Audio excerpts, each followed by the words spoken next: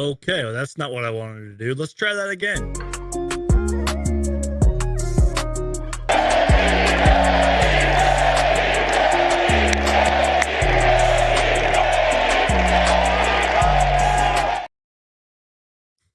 Kevin Durant's Phoenix Suns debut.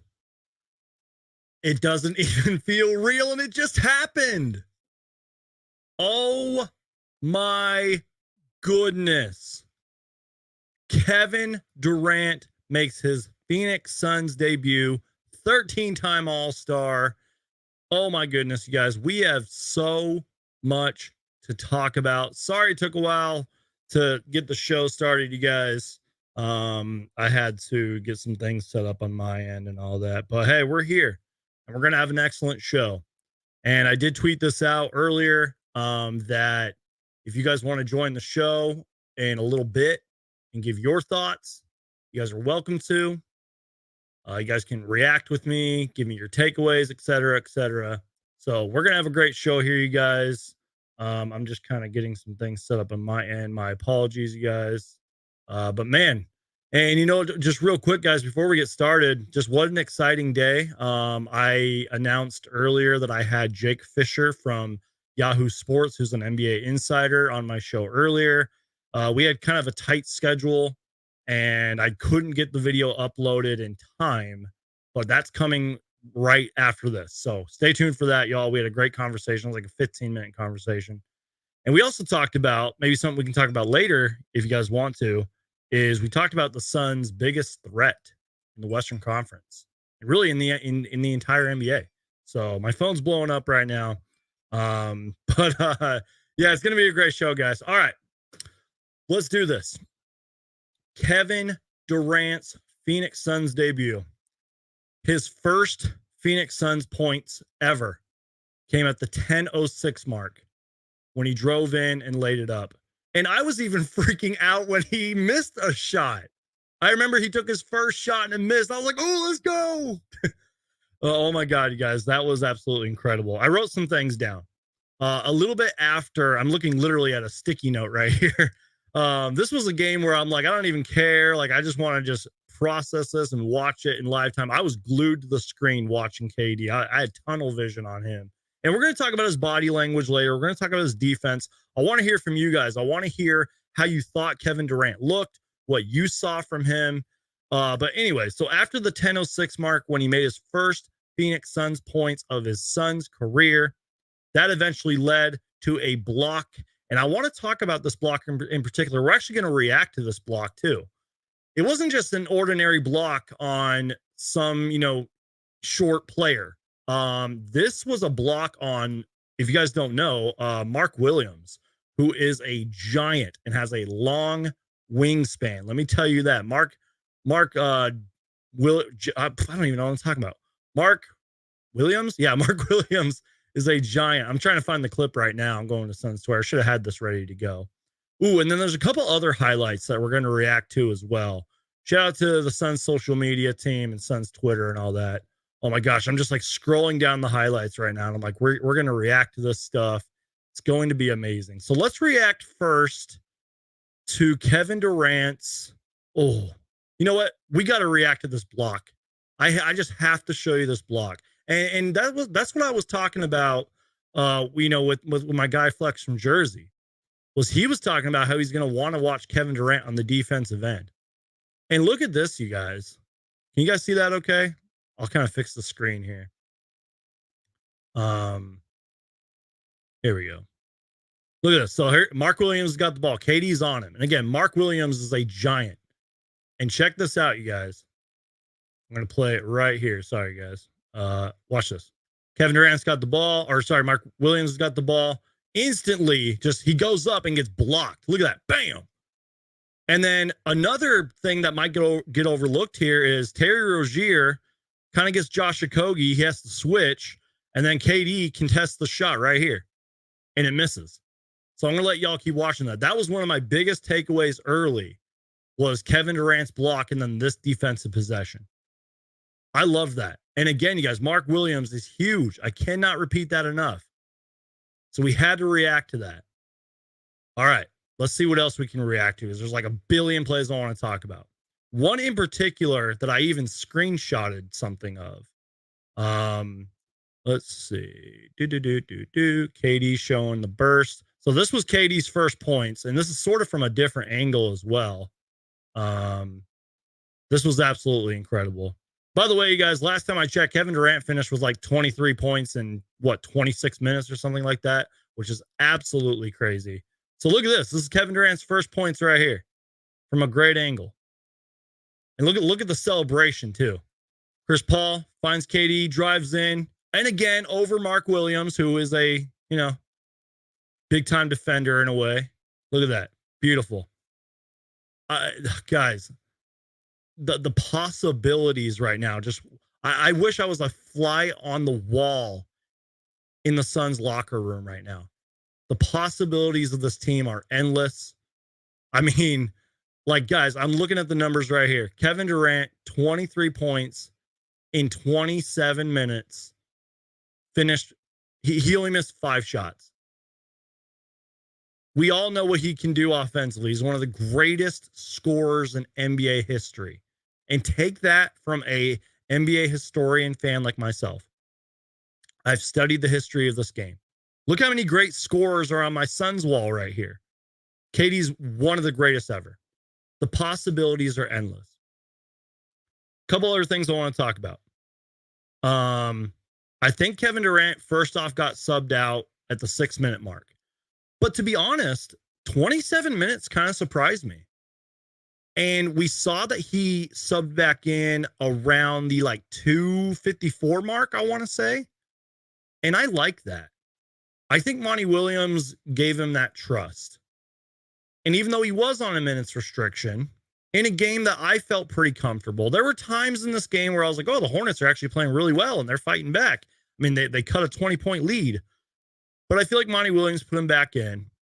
And I just think there's a lot of trust there. And again, I've talked about this in so many different live shows. We need every Kevin Durant possession, every Kevin Durant minute that we can possibly get. Unless the score's unless we're up by 30 or something like that. I'm sorry, guys. I got to take a sip of my drink. This is what's left of my delicious Zoa energy drink. It's up to right here right now. I need to take a sip. I am drenched already. I'm probably not going to make a lot of sense in this live show, so I do apologize. But thank y'all for being here. We got 40 people in here. So y'all do me a favor. Just crush that like button. Share the show. Tell people about Suns Geek. We are here talking about Kevin Durant's Phoenix Suns debut, and it feels real. Kevin Durant on the Suns is officially here. The Kevin Durant Suns era has begun.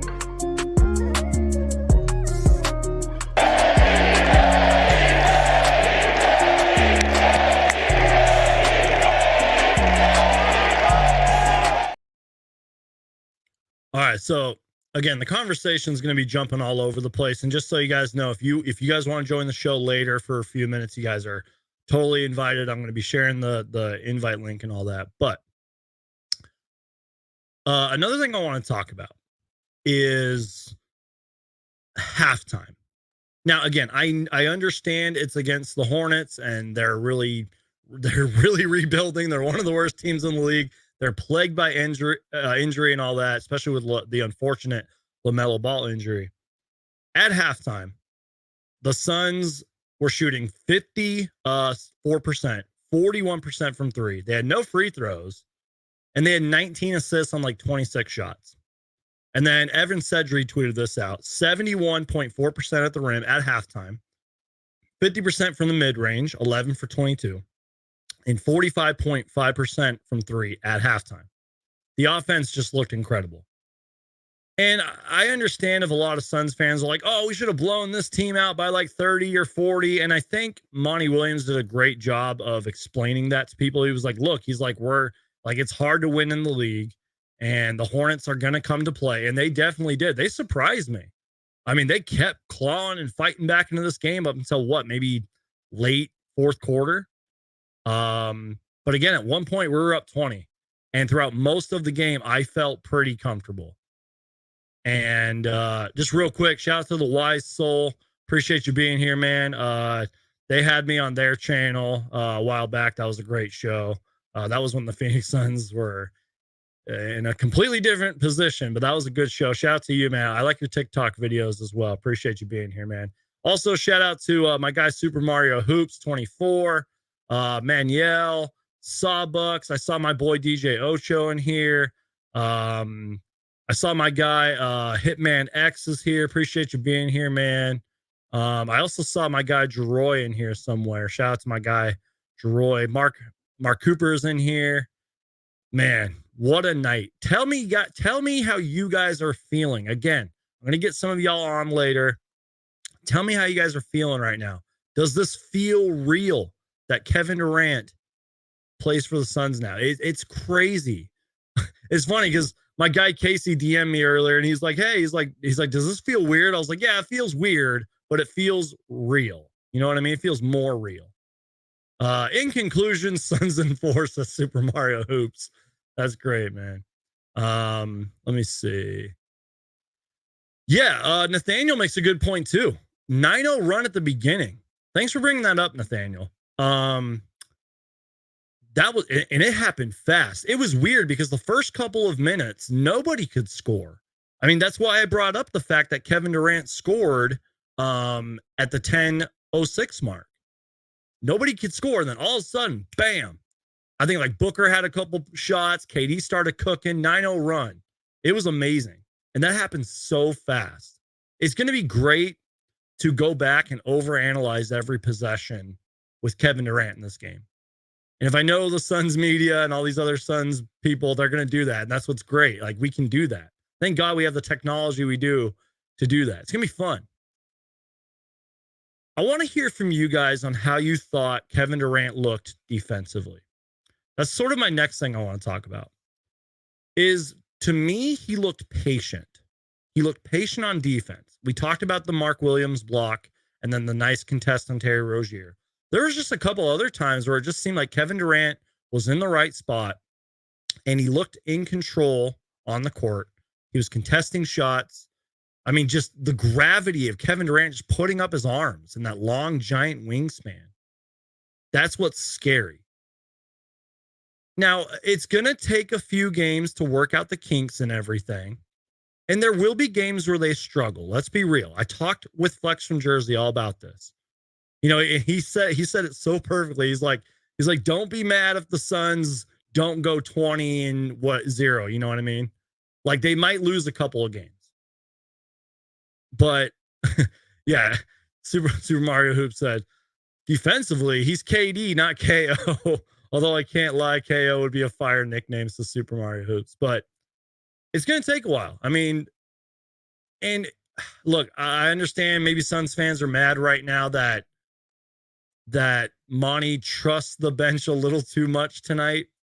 There was one lineup, and I think I retweeted this from Dwayne Rankin, who was at the game today. Covers, you know, the Suns for Arizona Republic. Where was that tweet at? I think I retweeted it. It was like Kevin Durant. I'm sorry, guys. My apologies. I'm trying to find the tweet. Yeah, here we go.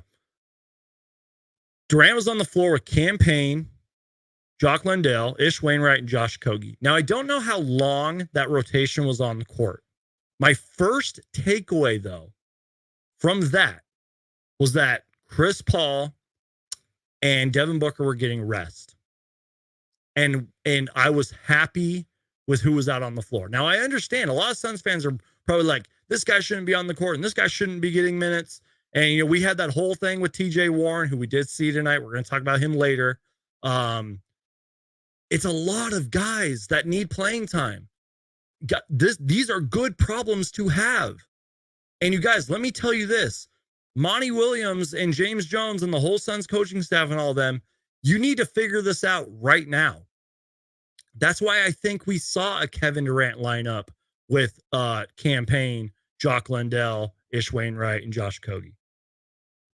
They need to figure it out. You got to work out the kinks.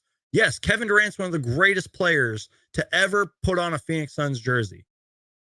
But that doesn't mean that it's going to click instantly and we're going to blow out teams by 30. You got to kind of figure it out. And this is the time. And I don't want to use the word experiment too much, but you do have to experiment. And I think that that's what Monty Williams is doing. And that's what he did. And with all due respect to the Charlotte Hornets, this was a good game to try it. Next game might look completely different against the Bulls. And by the way, last time I talked to him, my guy Super Mario Hoops, who's watching live right now, him and I are going to go live for that game. So we'll have a Bulls, big time Bulls fan, a good NBA, analysis and fan and all that. A big NBA history guy joining on Friday as well to help me break down, hopefully, Kevin Durant play. Playoff format will probably look something like this: Denver, Memphis, Golden State, Clippers, Sacramento, Portland, and Minnesota, if I had to guess. W promo. Thanks, man. I don't even know what I'm talking about half this time. So, again, you guys, do me a huge favor.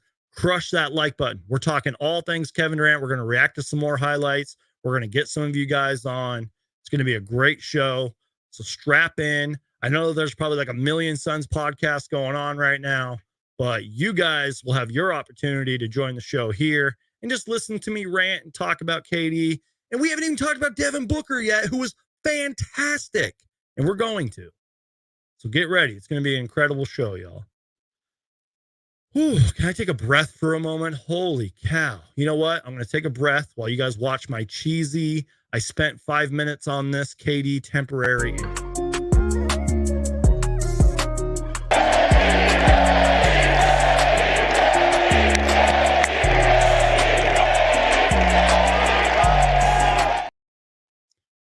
So we didn't properly go over the numbers.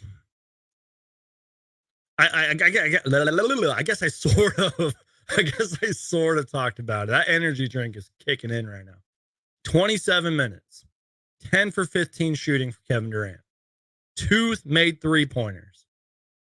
23 points, 6 boards, 2 assists, 2 blocks, 2 turnovers, plus 13 in the plus minus. Kevin Durant was amazing. I mean, he pretty much had a bucket per minute. Up until maybe the final 5 minutes of the fourth. If that is a preview, if that is a teaser trailer of things to come, then Suns fans, we should be losing it right now. We should be going nuts. If that is a preview of what Kevin Durant is going to bring to this team. And guys, in terms of like highlights, like there was no super highlight dunks. Like, did Kevin Durant even dunk in this game? Like serious question. He only had 2 threes in this game. Nothing really crazy stood out, but yet it was so exciting to watch.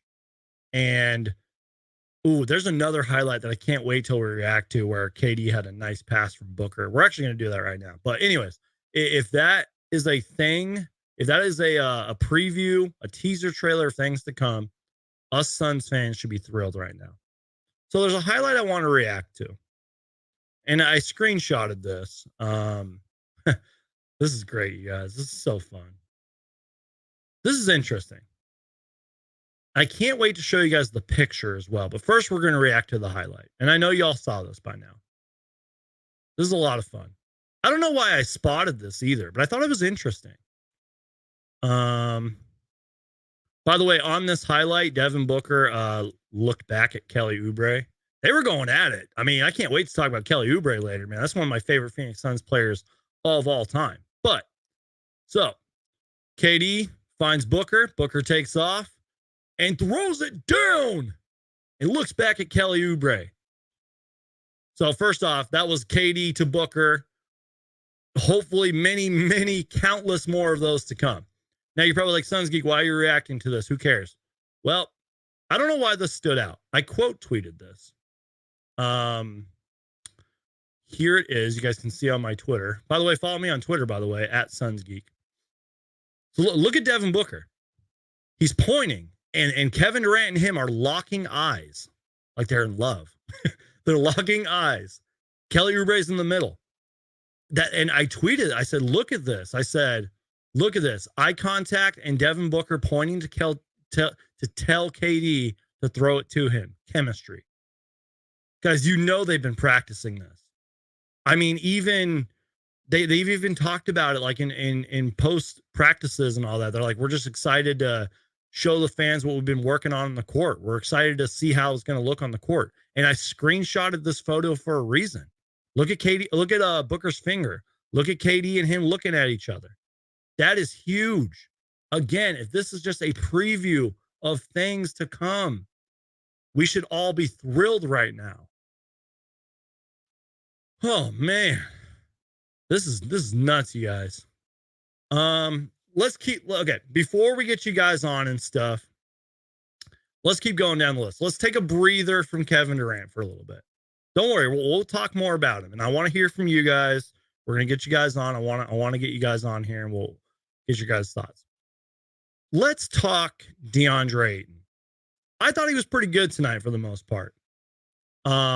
Finished with 16 points, 16 boards, 4 assists, 1 block, 7 for 10 from the field in just 33 minutes. You know, was setting screens out there. I think he had a really nice assist to TJ Warren, if I remember that correctly. And was just doing his thing out there. Now, again, it's another thing where with DeAndre Ayton, it's going to take a while, you know, to work out the kinks. But the fact that the Suns have a 4th threat out there, a 4th scoring option that can run and clean up those messes and throw it down, this is DeAndre Ayton's time to shine. And sort of a spoiler alert, I was talking about this with NBA insider Jake Fisher earlier today. That episode is coming out later. We talked a little bit about DeAndre Ayton and how he should thrive. DeAndre Ayton should thrive playing with Kevin Durant, Devin Booker, and Chris Paul. And I do apologize. I should have played his drop because tonight he deserved it. 16 points, 16 rebounds for DeAndre Ayton. The Phoenix Suns select DeAndre Ayton.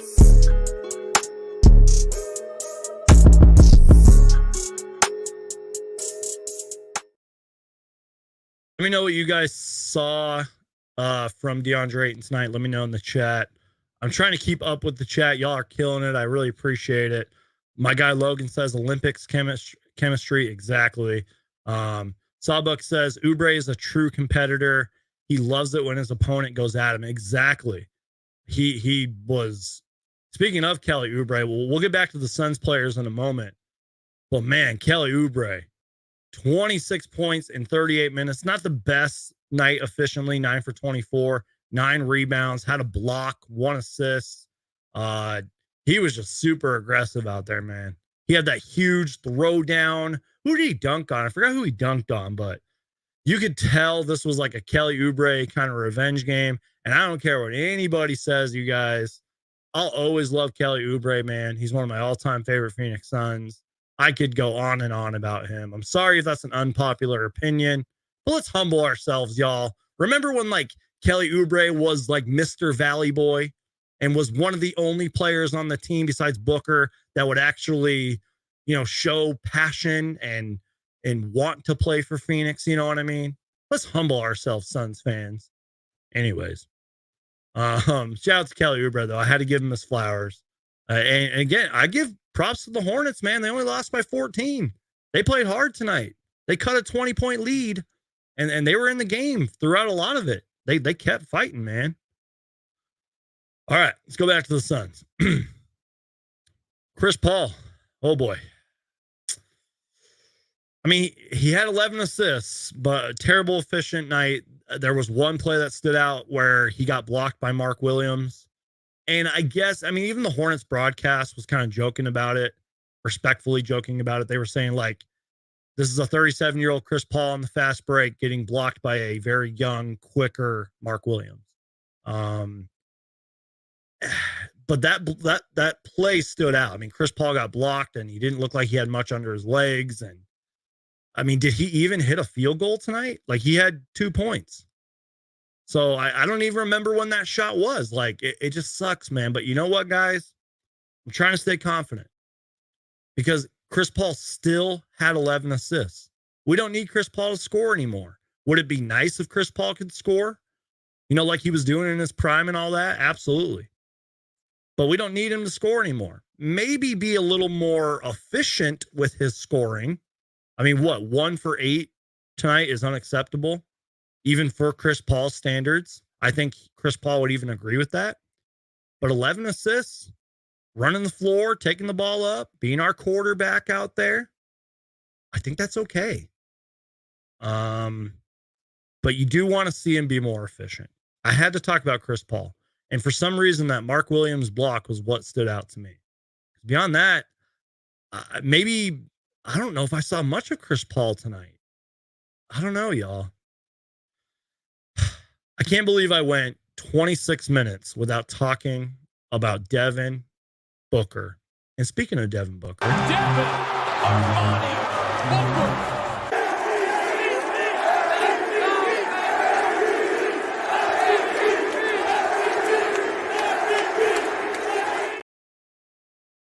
37 points. Uh-oh, we're lagging. Wait. Technical difficulties. I'm sorry. What's going on? Anyways, 37 points in what? 32 minutes? 33 minutes. My apologies. 37 points, 33 minutes, 15 for 26 from the field. 3 threes. And I jinxed his triple-double because I tweeted it out. I said, Devin Booker triple-double watch, because he had 7 assists, 6 boards, and I jinxed it. But maybe Devin Booker will get a few more triple-doubles now that he's playing with KD. Booker was just pumped, man. He just seems so excited out there. He seems so confident. And there was like one play where I think he had a block, and then it might have been Josh Okogie who blocked it, and Booker just took it right up and drained it in Terry Rozier's eye. Hitting those mid-range shots, throwing it down on Kelly Oubre. Booker was amazing tonight, man. And even though KD finished with like 23 points, I think Booker knew to kind of just take over this game. And that's exactly what he did. Booker was great, man. I mean, there's been a little bit of talk that Booker's numbers might go down, but like, he's not concerned with that. I don't think we should be either. He's still going to get his buckets. He's still going to get his points. And in a week, or in a crazy week where guys are, Damian Lillard had that 71-point game, and we saw the second highest scoring game in NBA history. 37 points is pretty damn good. I'll just say that. And that's kind of what I was talking about with Kevin Durant, man. Like, 23 points in 27 minutes is just like teaser trailer of what we're going to get, y'all. Manuel says show more plays. I will do that. And then we're going to get some of y'all on. So let's go to the Suns account on this. Let's see, because there's a few more things I did want to react to. By the way, DeAndre Ayton, 37th career. I'm sorry. DeAndre Ayton's 37th career, 15 plus points, 15 plus rebound, ties Neil Walk for 5th in most such games in franchise history. Shout out to DeAndre Ayton, man. He deserved it. Wow. This is great, y'all. All right. Let me just find another play to react to, because some of these clips are kind of short. Ooh, here's a really good one. This will be a good one to watch. All right, here we go. Oops, my bad, guys. One-man show here. I apologize. Thanks to everybody that's in here, man. Got over 125 people in here. Y'all crush the like button, share the show, tell people about Suns Geek. All right, here we go. I'm losing my voice. I've been doing a lot of live shows, and it's been crazy. All right, here we go. Chris Paul's got the ball right here. Ayton sets the screen. Now, one thing that immediately stands out is Paul gets the ball to Ayton immediately, even though Kelly Oubre comes over to help. And look how wide open Devin Booker is. That's the first thing that stands out to me on this play. And then Ayton kicks the ball out to the wide open Booker. He probably could have shot that, but Kelly Oubre recovered well on defense. So Booker drives in, and look at this. Stops, pump fakes, goes up, bam, bucket and one. Devin Booker. Let's watch. Dude, let me just go back to this. I mean, Paul's going to get that ball to Ayton. And Kevin Durant is going to be somewhere in here at one point, and whoever has the ball has got to make the right decision. And guys are going to be open. There's going to be a lot of decoys out there. Kevin Durant wasn't even on the court for this possession either. But that's what's awesome, you guys. I mean, just we have so many weapons out there. So we're looking at the Suns Twitter here. By the way, Devin Booker, 7th all-time in Suns assists, 2,430, 7th all-time. I even tweeted out that it seems like he is climbing the Suns franchise records every game now. I'm not even joking. I mean, he first passed, what was it, Steve Nash, or it was like Dick Van Arsdale and then Steve Nash and all that. It's every game. He passed the late, great Paul Westphal, by the way. Rest in peace to him. Suns legend on and off the court and on the coaching, with coach and all that. Coda Kid says, Hulk, smash that like button. Shock Chucker says, no beer tonight, Geek. No, not tonight, y'all. Not going to lie. Kind of had a few drinks the other day or yesterday. But I did have an energy drink earlier, if y'all caught that earlier. So definitely going to have a beer on Friday, especially if KD plays. And fingers crossed, I hope he plays. I hope they don't sit him out for whatever reason. All right, y'all, here's what we're going to do because I am gassed. I had a show earlier and I've been doing so many live streams and all that. And so we're going to get some of you guys on just for a few minutes. I want to try to get as many people on as I can. So I'm going to put the invite link. I feel like I haven't even really talked much about this game because it was just the gravity of Kevin Durant's presence was so huge. Real quick, though, before we get you guys on, I asked in the chat, and it's got 193 votes. What grade do you give Kevin Durant's Suns debut? And 79% of you said A+++, 110%. 79% of you said that. B, 19%, and 1% a C, and somebody voted at F. So I don't know. I just thought that was interesting. Okay. Gonna share the link. My apologies, y'all. One man show here. Y'all are real ones, man. We got over 100 people in here. Y'all are killing it. So the invite link is now shared. You want to give your thoughts for a few minutes? I'll try to get on as many people as I can. Y'all come join the show, react with me, give me your thoughts, your takeaways. This is your time to join the show. So just click that link, connect your microphone, connect your webcam, connect your phone, whatever you got. You guys can join the show. And we're going to keep going. Like I said, after this, I'm going to have a special episode with Jake Fisher from Yahoo Sports, NBA Insider, that will be uploaded immediately after the show. So reoccurring guest here, somebody who always seems to bring it with great thoughts and analysis, is my guy, Mo. Mo, how are you doing, sir? I am doing amazing. Me too, man. What's going on, man? Talk to me. Give me your takeaways, your thoughts, anything you want to say, man. Mo, you still there, sir? Can you hear me? Yeah, I can hear you now. Yeah. Sorry, it's lagging a bit. You're good. So everybody's like happy right now, and I'm super happy. Katie's here and stuff like that. But I just want to say a few things that might be a little bit negative, but just don't get me wrong. I'm happy that he's here, but I just think that we should look on both sides, right? So I noticed that at the beginning there was a lot of like passing around like we normally do. We're a good passing team. We're always swinging it, trying to find the open man. But there's also a little bit of isolation, which is KD's like that's what he does. He isolates. So I wonder if it's going to be a problem with either KD learning how to pass it around or Monty Williams drawing up plays for isolation, because isolation is really not what we do. I'm not saying like that's going to be the make or break the finals or whatever. I still think that we're the favorites. But I just think that it might be interesting. Maybe some costly turnovers might happen in important games if either one of them can't adapt well.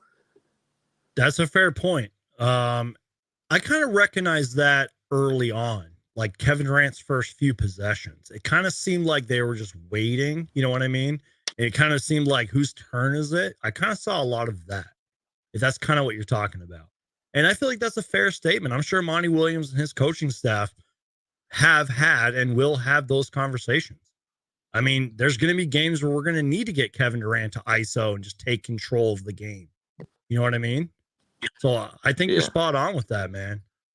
Real quick, how were you feeling like when KD first touched the ball? Like, were you freaking out like I was? Like, tell me your thoughts, man. Oh, your man, like sitting there before the game, like a half hour before the game, around 4:30 Arizona time, I was like, oh my God, it's about to happen. It's about to happen. Yeah, I know. And then KD takes the first shot of the game, and I'm like, I like get out of my chair, but like he misses it.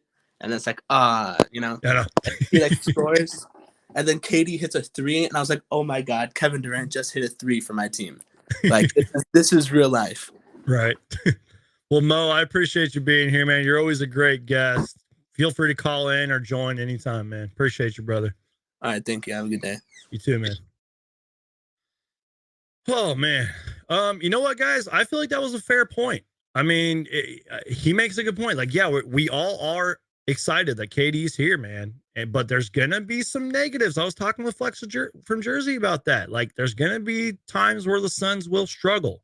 So real quick, you guys, just so you know what we're doing, the link is in the chat. I'm gonna share it one more time. Y'all can hop on and give your thoughts. I'm gonna bring on another reoccurring guest. You guys might remember him from when Kevin Durant got traded, even before he got traded to the Suns, trade deadline special, all that stuff. My guy, DJ Ocho. DJ Ocho, how's it going, man? Hold on, dude. I should be an expert on my headphones, but I had my left one in my right ear, bro. It's like, and it's funny. People are like, "Oh, you're a radio DJ. You should have the good stuff." And I'm using my iPhone ones because those are like the ones I have right here. Anyways, dude, I did shed a little tear, like I texted you earlier. I did shed just a little bit. My sister, she was freaking out, dude, because I told you, and I think I've said it on here. She is a big KD fan, like always has been a KD fan. So, dude, it's real, man. It's real. Just talk to me, man. Tell me your thoughts. Like, did you freak out like I did? Like, even when he missed that first shot, I was like, whoa. Like, I was pumped, man. How were you feeling? I was expecting him to miss that first shot. Yeah. Like I think everyone wanted him to hit the first shot, but at the same time, it's like kind of glad he missed it. Like, it's kind of like calmed everybody down. Yeah. So I was glad about that. But man, when he hit that first shot, it was just like, all right, let's go. Here we are. What is it? 20 games left. Yep. And then there's 16 in the playoffs. Am I right? Yes. You got to win 16 to win the championship. So, yeah. 35 more to win, right? 35 more to win. So let's go. We're out. Exactly. That's how I counted it down. I think I when we were in that run, I told you, hey, dude, 16, 15 wins. You know, we just kept counting it down. So 35 more wins. Let's keep it going. There might be some losses, but 35 more. Dude, it's obviously there was the minute restrictions there. You knew it was going to happen. I like the way Monty played him. He played him with the core group, which is great. Then he played him with the second unit. Thank you for bringing that up. Yeah. To see how he would gel. And I think he gelled perfect. Honestly, I think him coming in, sitting out for a while, getting practice, I think he gelled perfectly, dude. Like, I didn't see anything wrong happen, you know, as far as me. Maybe some other people saw something. But I thought he played great, man. I thought he distributed the ball well. Yep. He took the shots he needed to take. He saw what he was, you know, he was getting used to it. Because you haven't played really against another team with the – when you practice, it's different. Yeah. Trust me. Like, when I played football, when I played basketball, when I played tennis, practice is different because you're just repeating stuff over and over and over. Once you're in a game, it's a different story. Yep. It's like, and I'll put it in this analogy with me with DJing, you know, and I'm just opening it up here, but yeah, I can prepare the best set list for my 1 hour set, and I think it's going to kill it. But when I'm there in the moment, I may say, screw this, man. I need to go a different route because it's not what I was going to go. So I thought it was a good first game. The minute restriction was good. I thought the way Monty played him well, subbed him in and out, perfect. I thought it was good. Next game's Friday. Do the minutes stay there? We don't know yet. Do they add a little bit more? Do they, maybe he might go to Monty tonight and say, hey, I'm full in. Let's go. But Monty's smart. He knows him, and Monty's a smart coach. He's gonna be like, hey, you know what? We're gonna ramp you up. You did 25 to 27 minutes. Let's go up to 28, 29, 30. Once you hit that mark, then it's a different story, man. You can't just go out there and play the full 40 minutes or whatever minutes it is right away. You can't. You gotta build. Game conditioning is different than practice conditioning. You have to ramp yourself up for that extended period of time. It's not just, hey, coach, I'm ready. I'm back. Put me in for the full. No, dude, you're going to kill yourself. And by halftime, you're going to be done. Like, you have to slowly go one up and build that stamina. So I thought he played great. I thought it worked out great. I don't know. I mean, KD wise, it's awesome. He's here. He's a son. I told you this. I won't believe it until he has the uniform on. Yeah. Till he makes the first shot. All right, he's here.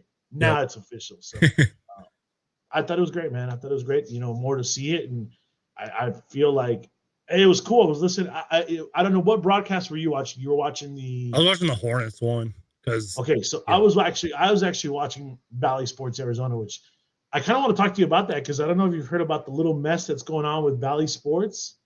Oh, this is going to be something great. I sort of know, but it's so frustrating. It's a mess. Anyway, so I was watching the actual Suns broadcast, and it was Kevin Ray and Ann Myers Drysdale, I think. Ann Myers Drysdale, yes. Which she's great. I love her, man, because it's a different aspect from a different point of view. She's a Hall of Famer too, man. Oh, dude, she's awesome. So they were saying that there was a good contingency of fans that traveled from Phoenix. Kevin Ray said he saw a lot of season ticket holders.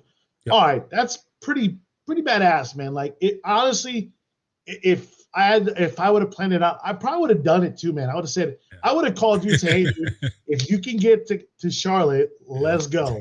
And I would have been there. So if we would have known like 2 weeks in advance, we'd be live from the arena right now. I would have told you, hey, dude, I got the hotel. Mm-hmm. Get your ass there.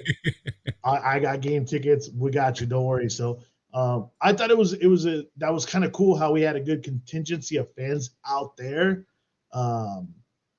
in Charlotte, because when they made that bucket, you heard the cheers. Yeah, it was louder than the Charlotte fans. Even some Charlotte fans were cheering, so it was kind of cool. In that aspect. So I thought that was kind of cool how the announcers on the Valley Sports Arizona broadcast brought that up. I wasn't listening to the radio broadcast, but I know my sister was, and I haven't texted her about it, but she was listening because she was driving in LA, and I was like, hey, you can listen to Arizona Sports Radio. She's like, oh, cool. Thank you for the link. So I don't know how. Great Al McCoy and Tim Kempton. Actually, it wasn't Al McCoy. It was the other guy. Oh, really?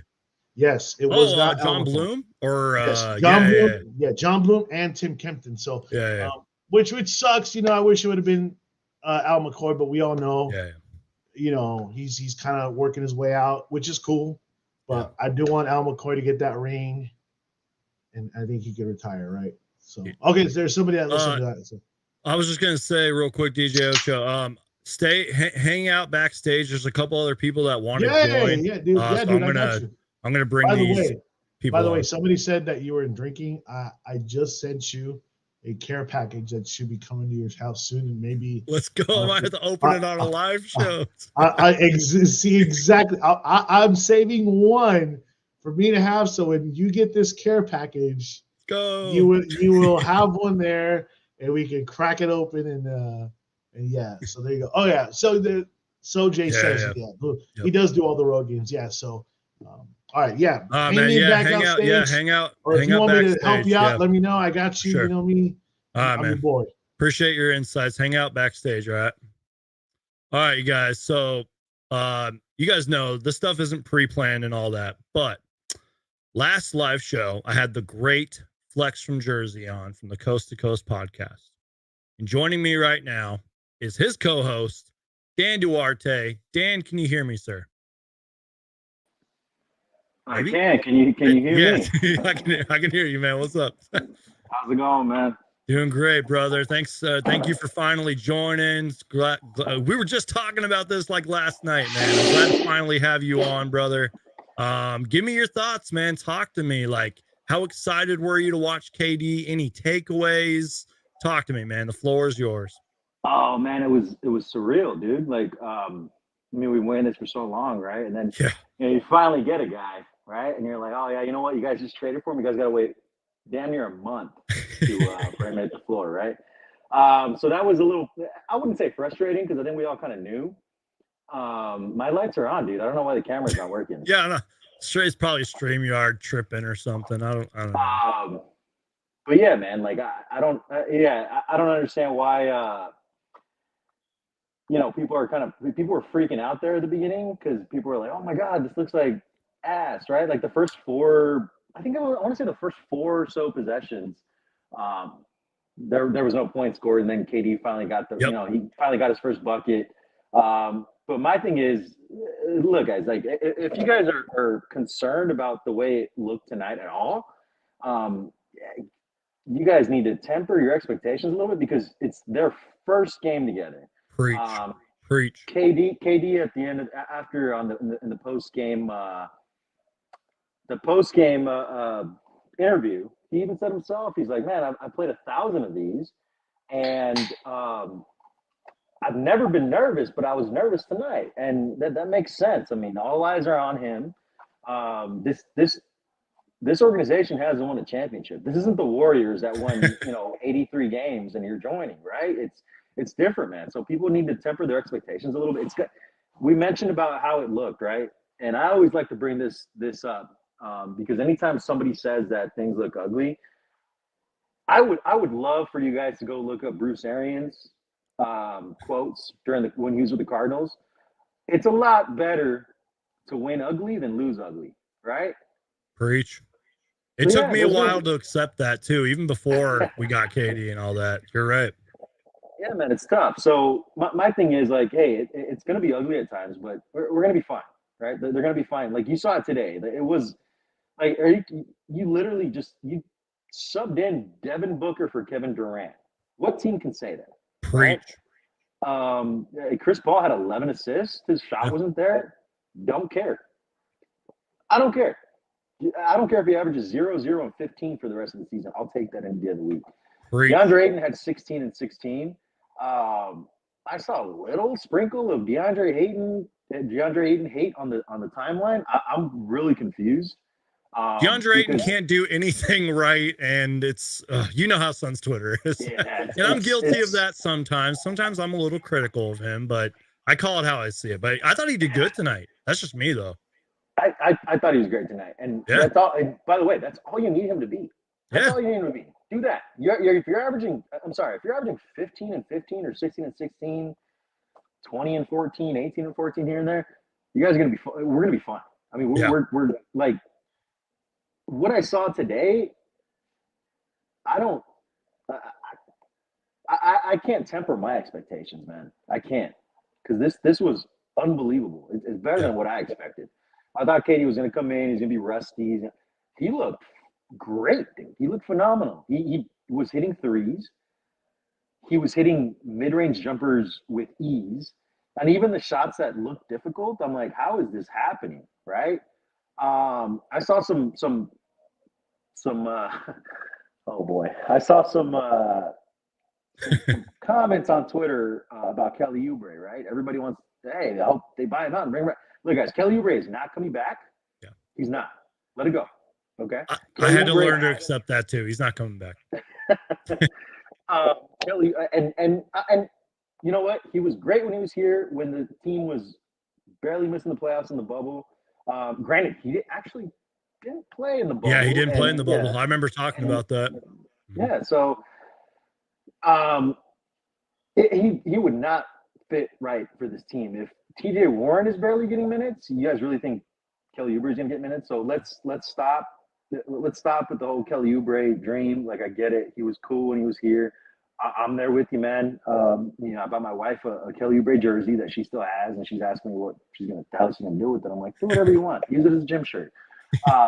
But my thing altogether, man, is people need to move on. I mean, we said, I think I talked to me and Flex talked about this on our live show. I'm like, people are still talking about the Twins, guys. They didn't die. I know. Yeah. I'm right there with you, man. I'm right there with you. And I love McHale and Cam. I do. Yeah. But I'm right there with you. Suns fans, we need to move on. I'm sorry to cut you off. It's true. Oh, you're good, buddy. Yeah. We got to move on. We got Kevin Durant. Like, you take that every day that ends in a Y, because one thing that you're going to get is, we were always hoping, when Book went out, we were hoping that McHale could take over and be that second option, right? And it was rough at first, but eventually he blossomed. And then guess what? That was enough for the Nets to say, oh, you know what? We like this Mikal Bridges kid. Okay. All right, well, we'll trade you KD. Great. So people need to take that and just kind of move on a little bit. I say that because I saw a lot of oh my God, Kelly Oubre. Man, did you guys not watch Kelly Oubre for the first half? That was and mind you, he's him and Terry Rozier, probably the best players on the floor tonight. Hayward, they're all kind of bunched in together, but I'm telling you guys, Kelly Oubre would not see 10 minutes on this team. They just wouldn't. So I would love if we just move on, man. I get nostalgia. We just went through the whole Jay Crowder situation, and again, Jay was great when he was here, but he moved on. It was a little ugly the way it ended. We saw the comments he made today. Yeah. I guess he just really didn't want to back up Cam Johnson. That was his concern. Okay, cool. And apparently there might have been friction with Monty Williams. That kind of caught me by surprise. Jake Fisher reported that. That's tough, right? Yeah. But yeah, man. I'm excited. We got 19 more of these games to see what we can do. We're 1-0. I'm really excited to see what this team looks like against Dallas on Sunday. Because I mentioned this before. I want Dallas in the playoffs. I want the Warriors, and I want the Grizzlies. Give me all of them. Preach. Give me all of them. Give me all of them, and then, the finals. I bring it on. Whoever it is, whether it's the Bucks, the Celtics, the Sixers, and you know what? Once that comes, and we'll see. Like if they can pull that off, I'm gonna abuse the hell out of the gif of Thanos putting the final Infinity Stone on his gauntlet, because that's how I'm gonna act if and when we win the chip. I'm gonna be insufferable, and more than I already am, dude. Because you guys see me on Twitter. I do not care. Hey, you and I have kind of gone back and forth a couple times. Yeah, man. Yeah, of course. But obviously, I know it's all good fun, man. We're good. It's all good fun. But there's people that like to get a little froggy in there and get a little jumpy. So yep. I'm always gonna, say what I need to. Luckily, I've been lucky enough to not have to, be PC, I guess you could say, for lack of a better term. So I will take all the smoke and I will give it all back. Yes, sir. Yes. Yes, right on cue, DJ Holmes. I'll take all the smoke, man. Bring it on. I'm like Scarface at the end of the movie when he was just like, "Hey, come at me." Hopefully it doesn't have the same ending, but we'll see. Dan, this has been an absolute pleasure, man. You and I could probably talk for hours, but I do have a couple other guests waiting in the wings. But before you go, because I did talk to Flex about this, which, by the way, y'all go check that out. It was a great show. I am live currently right now with the co-host of the Coast to Coast podcast, Dan Duarte. Real quick, Dan, before you get out of here, and again, I wish I could keep you on forever, but I talked to Flex about you guys' appearance at the Deuce, and I'm sure you guys had an absolute blast out there. Can I hear from your perspective of how that was? Because Flex got really into detail about it. I told Flex I was there in spirit. I would have been first in line if I did live in Phoenix, you know what I mean? So can you tell me from your perspective how that was, man? Dude, it was great, man. I met Flex in person at Game 2 of the finals, and we talked about it. We shut down the Deuce, or not the Deuce, Copper Blues with Justin. So says Jay, Paul. He's in here right now. Yeah, I know he's in here right now. Yeah, he's probably. Yeah. but but yeah, we shut that place down. So I don't get to see him much. And this past Saturday was the second time I got to see him. First time I got to see him in almost 2 years. So it was really cool to catch up with him in person, man. And Flex is a really positive person. He told me, man, this night's gonna be cool. And it was. We had a nice turnout, man. It was cool. My daughter, asked my daughter, I'm like, hey, do you want to come watch Daddy do a live podcast? And she basically gave me her version of hell no. So I was like, well, guess not. Okay, cool. But it was awesome, man. We had a nice little turnout. Very intimate setting. Justin Paul, we're out there. DeMar, Hoodie Mar, I don't know his handle. Sorry. Yeah, I know. Who you're talking about. Mar's out there. Yeah, he real good follow on Twitter, man. Go find him. And it was really dope, man. The owners really they were like, hey, man, this is your guys' thing. You guys do you. That's awesome. Nice turnout. We had Richard Sines come out from Fox 10 and chop it up with us. That was really cool. And to be honest with you, I was a little concerned because I'm honestly, I've spoken in front of a group of people, work-wise, but I'm like, like these people are actually coming here to like listen to us. Like it's not just like a work meeting that I'm just talking at. So it's just like, how's it gonna be? Am I gonna be nervous? And I mean, it was seamless. I was like riding a bike, like me and Flex always say. That's why I wanted to ask you, man. Yeah. Oh man, it was seamless. The crowd was great. Again, the owners were great. It was cool, man. It was nice to chop it up with everybody. Got to meet some really cool people, and then got to see some friends out there that are obviously some of my closest friends now, which is why they went. So yeah, man. I appreciate everybody that came out. I appreciate all the love that was shown, man, because that was really dope. I could get used to that. I'll say that. So won't be our last show. I know Flex mentioned it last time when he was on with you. Yeah. He's hoping to be out there for the finals and hoping to be celebrating a championship. Same here, man. If I'm out there, we got to do something. All three of us, man. Oh, dude, it's for sure gonna happen. So don't forget about that, because if you're out here, man, it's a wrap. We're gonna hang out. We'll hopefully shut down Copper Blues after a championship. So it'll be fun, man. I'm really looking forward to this last stretch of games, because I mean it's crazy just how short of a time it is, because I mean everything kind of happened quickly, as in we're thinking about, hey, are we even going to get Kevin Durant, right? Because I thought the dream was dead, and then once Kyrie asked out, I'm like, oh man, I'm like, we might pull this off, and it ended up happening. And now it's like, okay, guys, guess what? In 20 games, you guys got 20 games in the playoffs start. So it's, we always talk about microwave mentality, and here it is. This is your microwave, guys. Like, Kevin Durant's here. You got 20 games to see if I pulled up your Twitter so that way people can go follow you and they know who's talking on the screen right now, because StreamYard's tripping right now. Thank you. No, it's cool, man. Yeah, but that's dope. So I'm really excited, man. I think, I mean, you saw it tonight. Was it ugly? A little bit. It wasn't a disaster, right? So these guys have some type of chemistry. I don't even think they need 20 games. Give them 5 to 7 games. I think this team's gonna be a well machine, man. And to be honest with you, as long as one of those two dudes is cooking on any given night, I honestly don't think anybody stands a chance. That's just me. But also, I don't like to jinx things, because I thought we were, chipped up after game 2, and we didn't win a game after. So I thought we were chipped up last year until the playoffs started.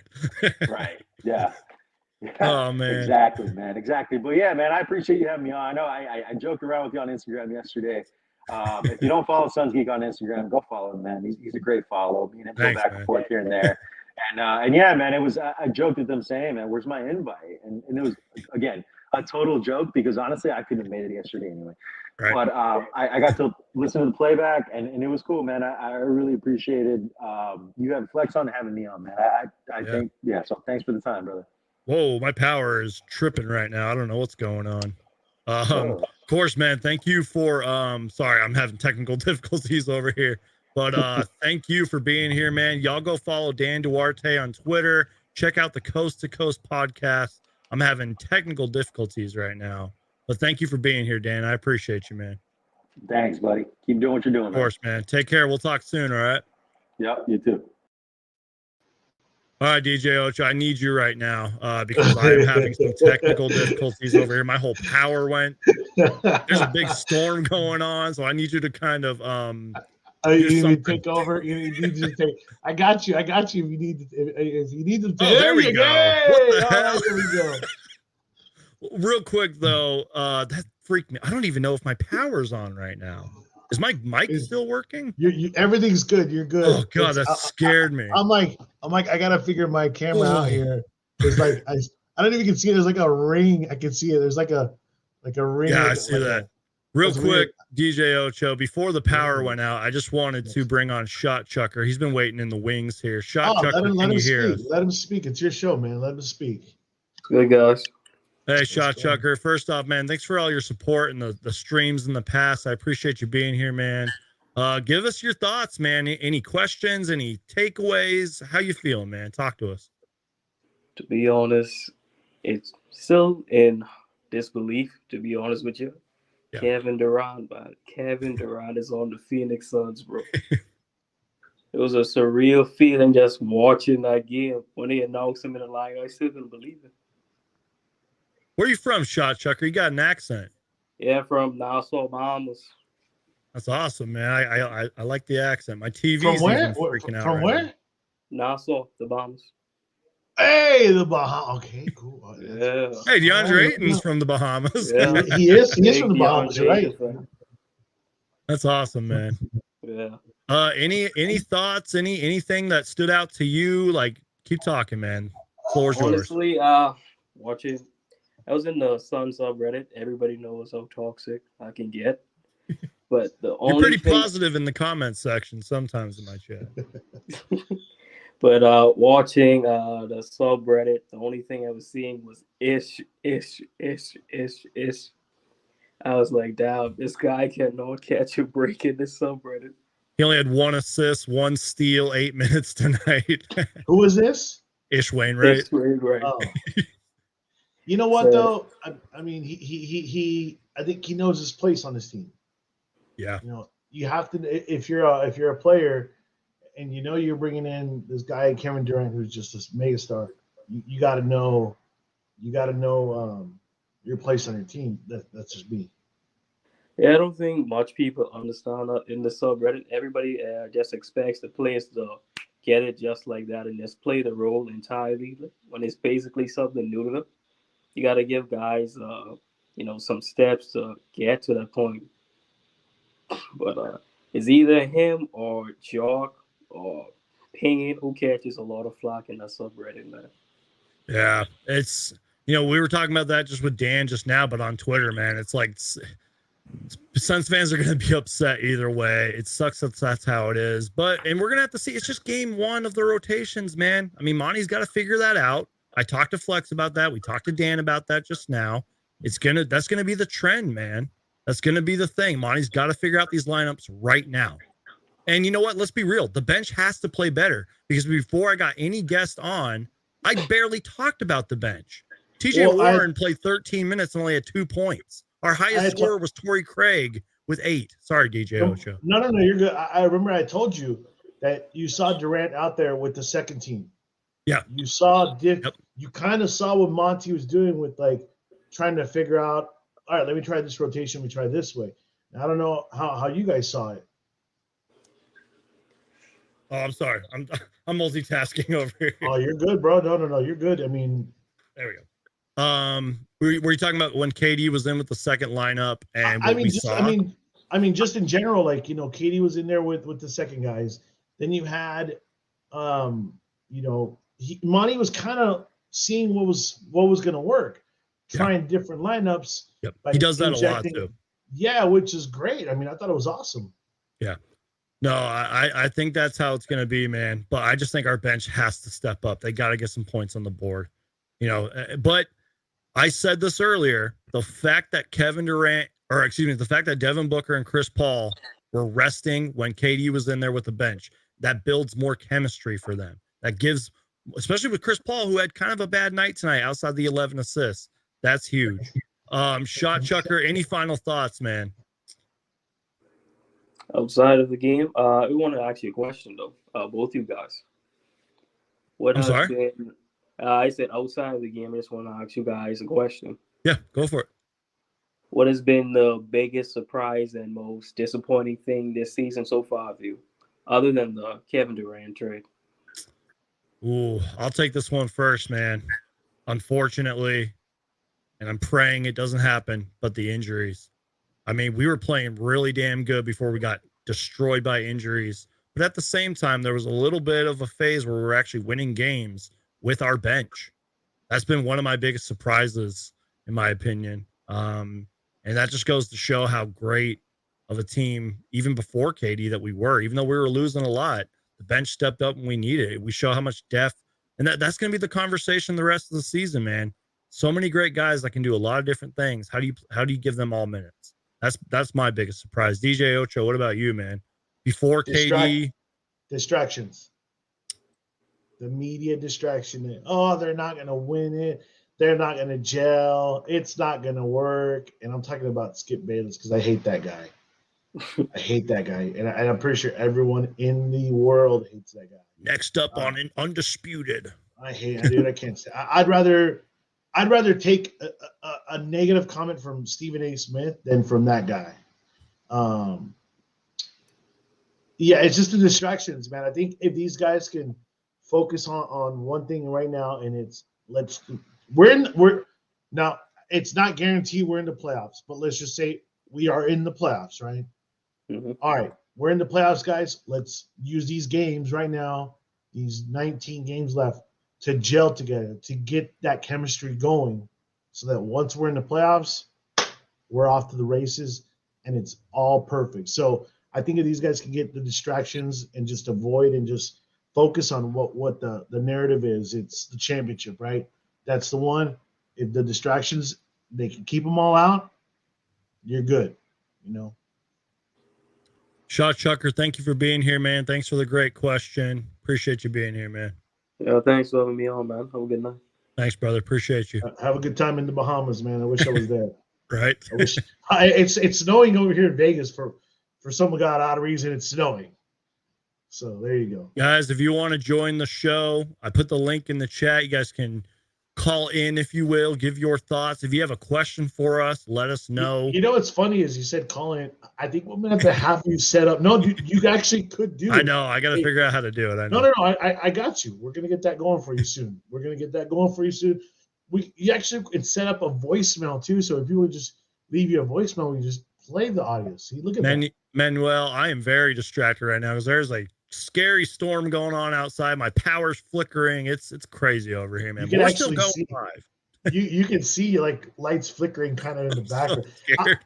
I'm in the same because it's snowing, and they said, "Hey, be prepared just in case your power goes out." And so I'm like, "All right, here we go." So League can't lie. Hey, he's true. Yeah. League might be in trouble, man. I mean, I honestly, I wish LaMelo played today. I wish he would have. I literally like.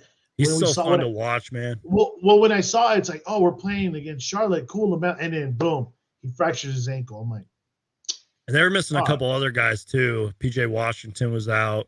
And again, I give this Hornets team credit, man. They fought, they played hard, but they're so young, they're inexperienced. We're miles ahead of them with or without KD. Yeah, I kind of wish this game would have been out of reach, like a little further, but that comes with time, It's just it's gonna take little by little. Yeah. Yeah. Oh man, I don't know. You've had a long day, man, and I'm glad you got me in here, and because I can help you out. As you're like, all right, let me take it. I got you. We got you. So if you got guys, people I was just gonna say, like, if y'all want to ask a question, if you want to hop on here, go for it. I'm sure there's probably a million things we can talk about. But by the way, the Oubre stuff, I think he's got animosity. Yeah. And again, he can't get mad, man. Everybody in the league is indisposable to a trade. All right, everybody in the league is indisposable to a trade. you can get traded for any reason. The Suns, unfortunately, he was one of those that it's like, dude, we got to get rid of you to get better. We know you love it here in Phoenix, and we know you want to be here, but we got to get something for you to keep getting better. If not, we're not going to go anywhere. And I think he just go ahead. I think he just holds that animosity towards the Suns in general, the Suns team in general, not just one player or two players.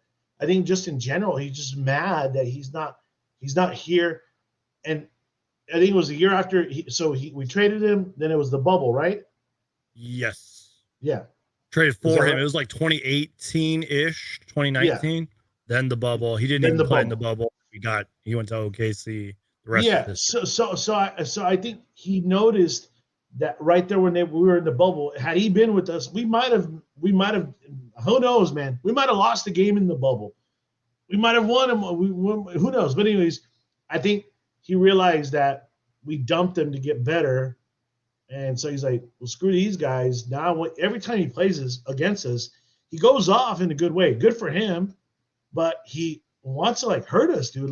There was times when I saw him kind of trying to take some guys out. It's like, dude, come on, dude. You don't need to do that. You get traded, man. Real quick, I did want to talk about this before we get another guest on here, but this sort of has to deal with Kelly Oubre because, in a way, who knows if we have Kevin Durant without Kelly Oubre, but the Suns Jam Session podcast, those are my guys over there. They do a great show. They brought this tweet up. Steve Nash was traded to the Lakers for a future 2018 first-round pick. The Suns traded that pick to the 76ers, but a draft day trade brought the results of that pick. Mikal Bridges to Phoenix. Bridges was traded for KD. Nash led to KD. But you know what? So did Kelly Oubre. Just saying. No, dude, you're right. See, the Suns absolutely right too. Every player is indisposable. Yep. Teams are going to do what they can to get better, man. Unfortunately, that's just how it is. Unfortunately, we had to get rid of Mikal Bridges and Cam Johnson to get KD. Why? To get us a chance at the championship. I mean, every team's going to do that. They're going to do that. Flex said that Jay has a better chance of being a Sun in the future than Kelly Oubre does. He does? No. I don't know, man. I mean, go back to that one because Jay looked pretty pissed on Sunday when he was. He looked pretty. I don't think even after the game, I don't think anybody dabbed him up. And you know what? I'm going to just copy what Dan said too. We just need to move on, man. I love Mikal. I love Cam, but we need to move on, man. We need to move on. Let's bring on my guy, Iverson Vlogs. Iverson, you're hyped right now, right? What's going on, guys? How's it going? Fantastic, brother. How you doing, man? I'm hyped. Let's go. Talk to us, Iverson. How you feeling, man? What stood out to you? Talk to me, man. Kevin Durant's a bad motherfucker. I love this guy. We're winning a chip. I can feel it. This is positive, Iverson. Don't worry, you'll get negative Iverson by Friday night. You'll get negative Iverson by Friday night, but this is a good note so far. If Iverson Vlogs is positive, Suns fans, let me tell you, that's a good thing, okay? But listen, I still don't like Monty's rotations. Yeah, I'm telling you, that's going to be the conversation like the rest of the season. But Geek, listen. I mean? But tell me, talk to me. Okay, so hold on. So was it having a Kogi in the starting lineup, or is I like Josh. That's a good question, DJ Ocho. That's a good question. No. So what in what rotation are you talking about? Like sub rotation, or are you talking about starting lineup? It's like a player that gets minutes off the bench. This is the dude who I think cost us the game on Sunday afternoon, ish. Because Jay Crowder hit those 2 3-pointers in the corner in the fourth quarter in like the last 2-3 minutes. Because Ish was right there to foul him. The ball was bouncing and he could get the rebound twice. Right. But I don't know. I guess Monty likes him. He's like the next Landry Shamit or an Abdel Nader. Yeah, I've said this so many times, and you're going to hear me say it so many more times. Monty sort of plays favorites, and he trusts his lineups a little too much. And we haven't even talked about Darius Baisley, who still has not played yet. But Flex from Jersey, who I had on the show, isn't too concerned about that. He believes he will get minutes. He's working his tail off in the gym. Yeah. But yeah, he's playing his roster a little too much, man. TJ got minutes too. Yeah. And, wasn't super productive, but, 13 point, or not 13 points. I'm sorry. 13 minutes, 2 points, 3 rebounds. I think this is the issue with Monty. He just tells the players out of nowhere in the last minute, hey, you're playing today, and then they're not ready or anything. But they need to be ready, though. Yeah. Kevin Durant, they need to be ready last season. Well, I'll be right back. I'll be right back. Oh, you're good, Iverson. You're good. Here's the thing. So, as a professional, you have to be ready at always. Yeah, absolutely. So for him to say they're not ready, no, dude. You the moment you get on that team bus, the moment you get on that team plane, the moment you get off and you're walking you're ready. You have to be ready. Yep. Whether you're starting, whether you're not starting, whether you're sitting on the bench because you're injured, whether you're a coach, you have to be ready always. There's no not being ready. No, you're ready. You got to go right away. I sent you a good tweet. Yeah, I'm about to share that. Yeah. Yeah, it's Dwayne Rankin. Yep. I think they asked Kevin Durant after my second shot or something. I don't know if you want to play it or. Yeah, I just hope it's loud enough because sometimes the acoustics in the arena aren't very good. But let me know if y'all can hear this. This is Kevin Durant post-game. Shout out to Dwayne Rankin. And let's go ahead and play. Wait, what am I doing? Let's go ahead and play this. Oh, no, he looks like he. It's about conditioning and getting in game shape. I think each game I play, the more minutes I play, I'll get there. You had a couple of stretches in each half where it was just you and 4 bench players. You guys extended the lead both times. It's making you comfortable with that unit. Yeah, I mean, I've been in the league for so long. I've played with all types of units, all types of players. And, so I just got to still be me no matter who's on the floor. And coach throws some good plays and got my hard on the defensive side. So things were working for us when I was out there with those guys. It seems like whenever you come back from any level of injury, it doesn't seem like you've been hurt. That usual rust that you I've been hurt. I was hurt. Yeah, I mean, just being comfortable with the game, been around the game for so long. Like you said, I had plenty of injuries before, so I figured, what's best for me is all rehab, and then I'm back up, get back into the game. I kind of understand what I need to do to be the best version of me, and then just go out there with a free and clear mind and just play, not worry about, in this case, my knee, and try not to think about it. The game just, told me what to do out there tonight. At what point in the game were you feeling comfortable? After my second shot, I think my first shot I could have. I think I just shot that just to shoot it. Right. I haven't shot in a while, so after I shot, I could have took another dribble and used a little bit more power. So after that, I got a layup and Book hit me for a 3, and I think that's when I was coming. Yeah, I think you said after the game to broadcast team, you don't usually get nervous before games, but you were nervous before this one. How come?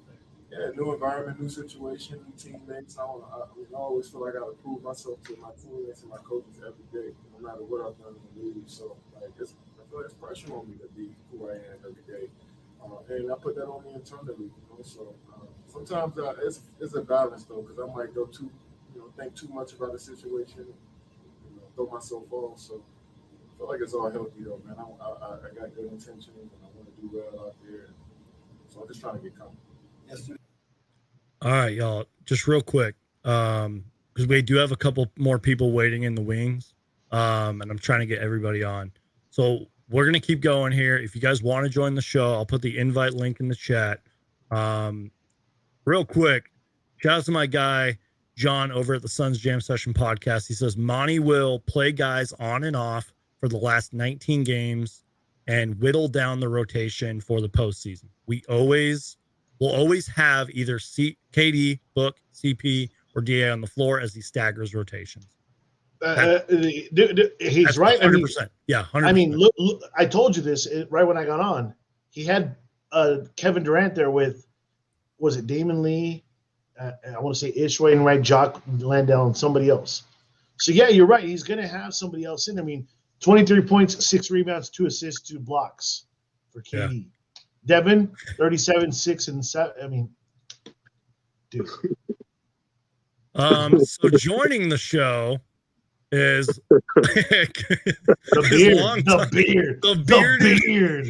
the beard himself, James Harden, with the epic bobblehead collection in his background. I might have to full screen you because damn, that bobblehead collection is legendary. I think I added some of that, didn't I? I think I gave you a few, right? Yeah, I only have a couple up there.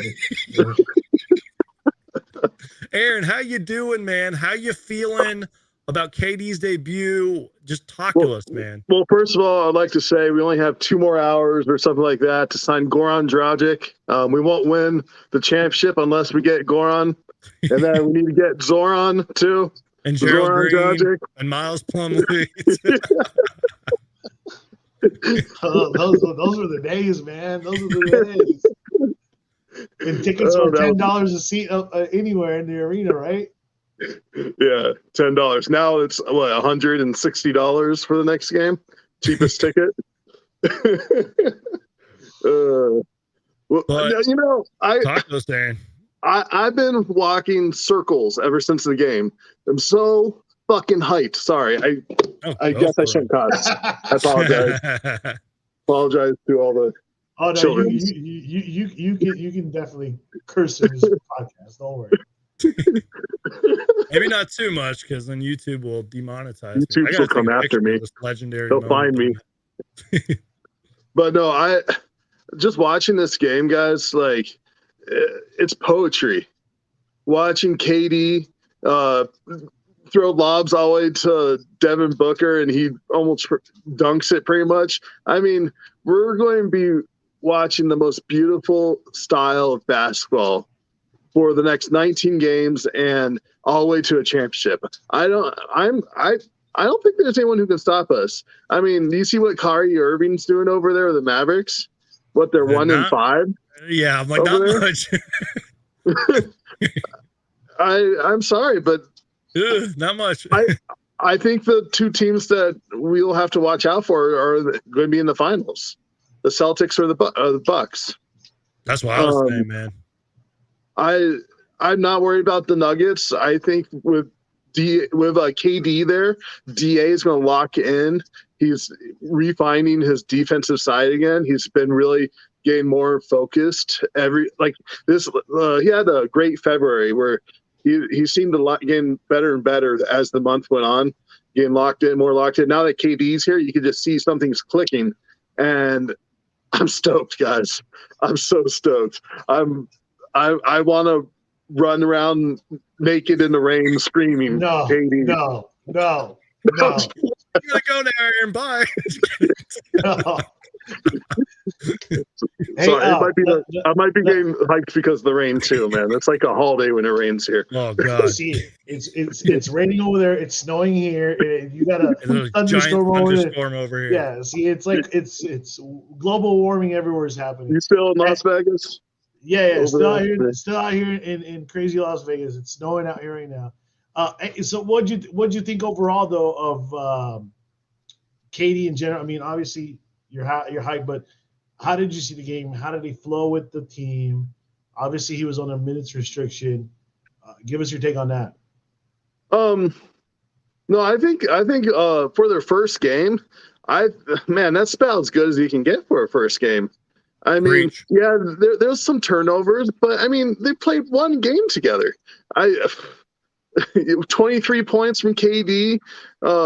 What, he have 3 or 4 blocks? I don't know. Blocks, yeah.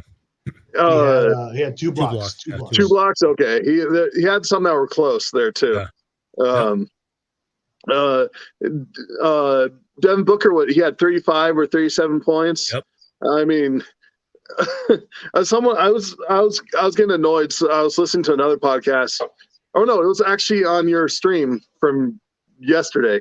Someone was telling me that Devin Booker is going to have less points. I'm like, no. I remember people talking about that. No. KD and Devin Booker are going to be probably over 30 points because they're both going to be. They're good. They can't double team them. So the sports books, this FanDuel had Kevin Durant as an over of 21 points. Easily was going to happen. But for them I to meant score to put money down, for them to score over, and Geek said it, over, was it 60 points together, right? Or just no, it's 60 points. 60 points. I mean, now which Suns Geek are you talking to? Me or him? No, the original one, the one that's right over there, No, this is the original one. This guy right here. This guy. I mean, 60 points between those 60 points between those two guys. Imagine, okay, theoretically, might not happen, could happen. Imagine if Chris Paul has 15 plus and DA has 20 plus. Well, that's the thing though, is we know what we're gonna get from KD. We know what we're gonna get from Booker. I think that we can pretty much expect DA now to come in locked in with. Okay, so I was watching the video of all the players hyping themselves up before the game from Dwayne Rankin, great reporter for this. Yeah. He's been killing it, man. And all the players are hyping themselves up. KD was like, he almost didn't have any. He didn't want anything to do with it. He looked like locked in. Like I gotta like. I was like, man, that's focus. That's what Michael like a superstar focus. Like he's going into every game wanting to dominate. And I lost my point. And I was going for it, but well, real quick, this is sort of a change of topic, but we were watching that KD interview, and I give myself a 0.1% chance that I'll ever meet Kevin Durant in my life. But I did want to talk about this. Kevin Durant, as much flack as he gets joining super teams, and he's a superstar, yada yada yada. He honestly seems like a really cool dude. Like we saw him in the press conference. We saw him just now.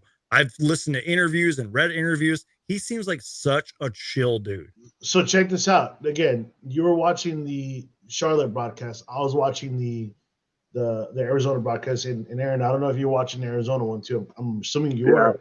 But Kevin Ray was saying that just last night, KD was at a local high school in Charlotte watching a local high school game. It's like, what NBA player is just going to, let me just find a random, let's go to the school and just watch.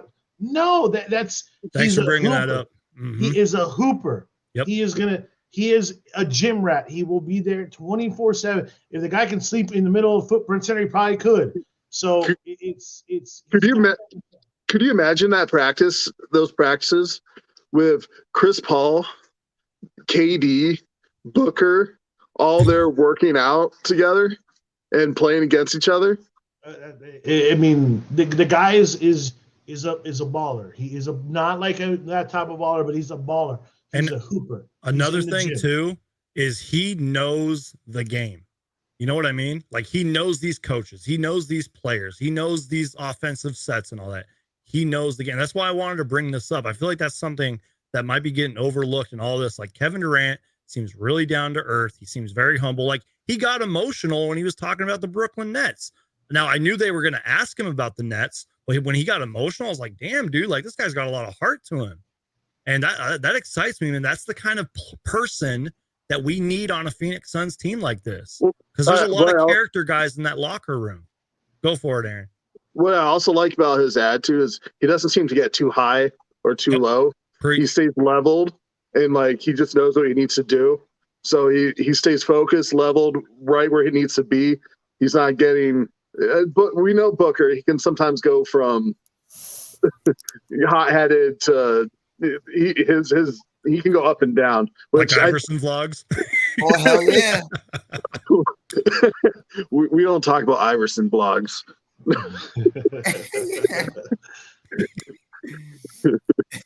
But I'm the youngest one here, so Gen Z or whatever they call it. Is that what they call it? Gen Z? What's up, Iverson? You know who we be playing right now in the first round? Too early to tell. Right now, if the playoffs started today, we'd be playing Golden State. That's fine. Take him out right away. I think we would win, but I think it might go 6 or 7.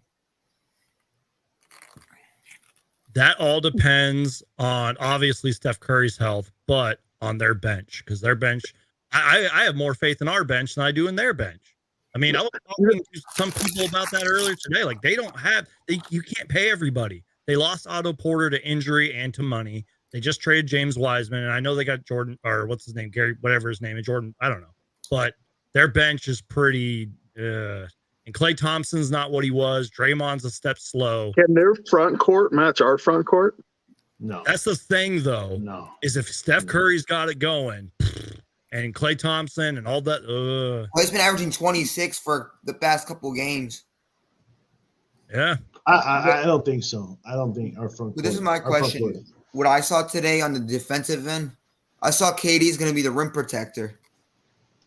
And that DA is going to be guarding the perimeter like he usually does. What do you think? You would think it'd be flip-flopped, but it's not. And DA is going to be that rebound guy. He's going to get those rebounds. Yep. He's going to become a rebound machine because, like you just said it. KD's going to be the rim protector. He's not going to be able to get all those rebounds. Who's going to get them? DA.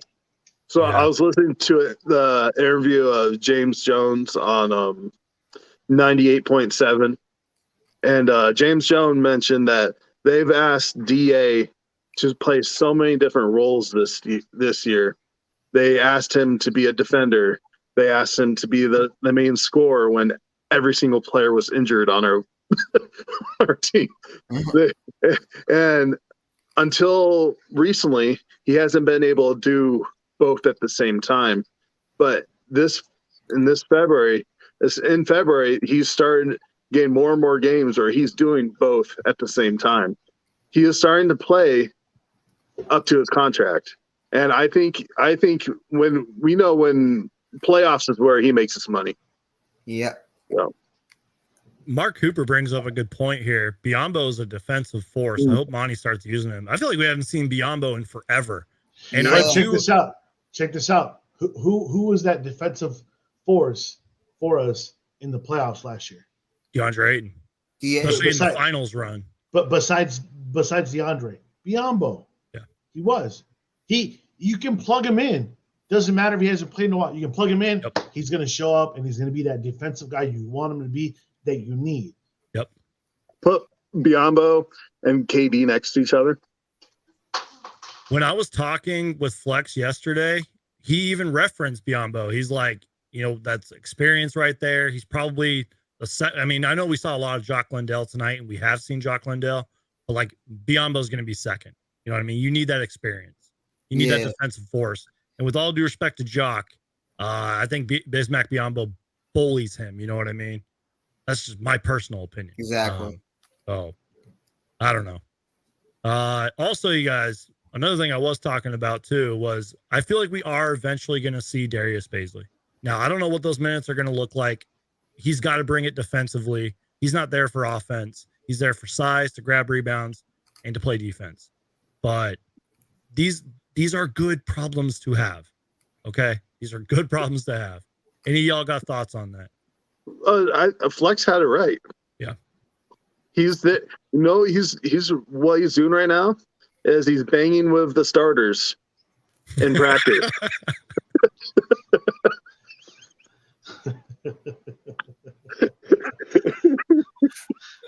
I'm sorry, you guys. I've been live streaming like a billion hours, and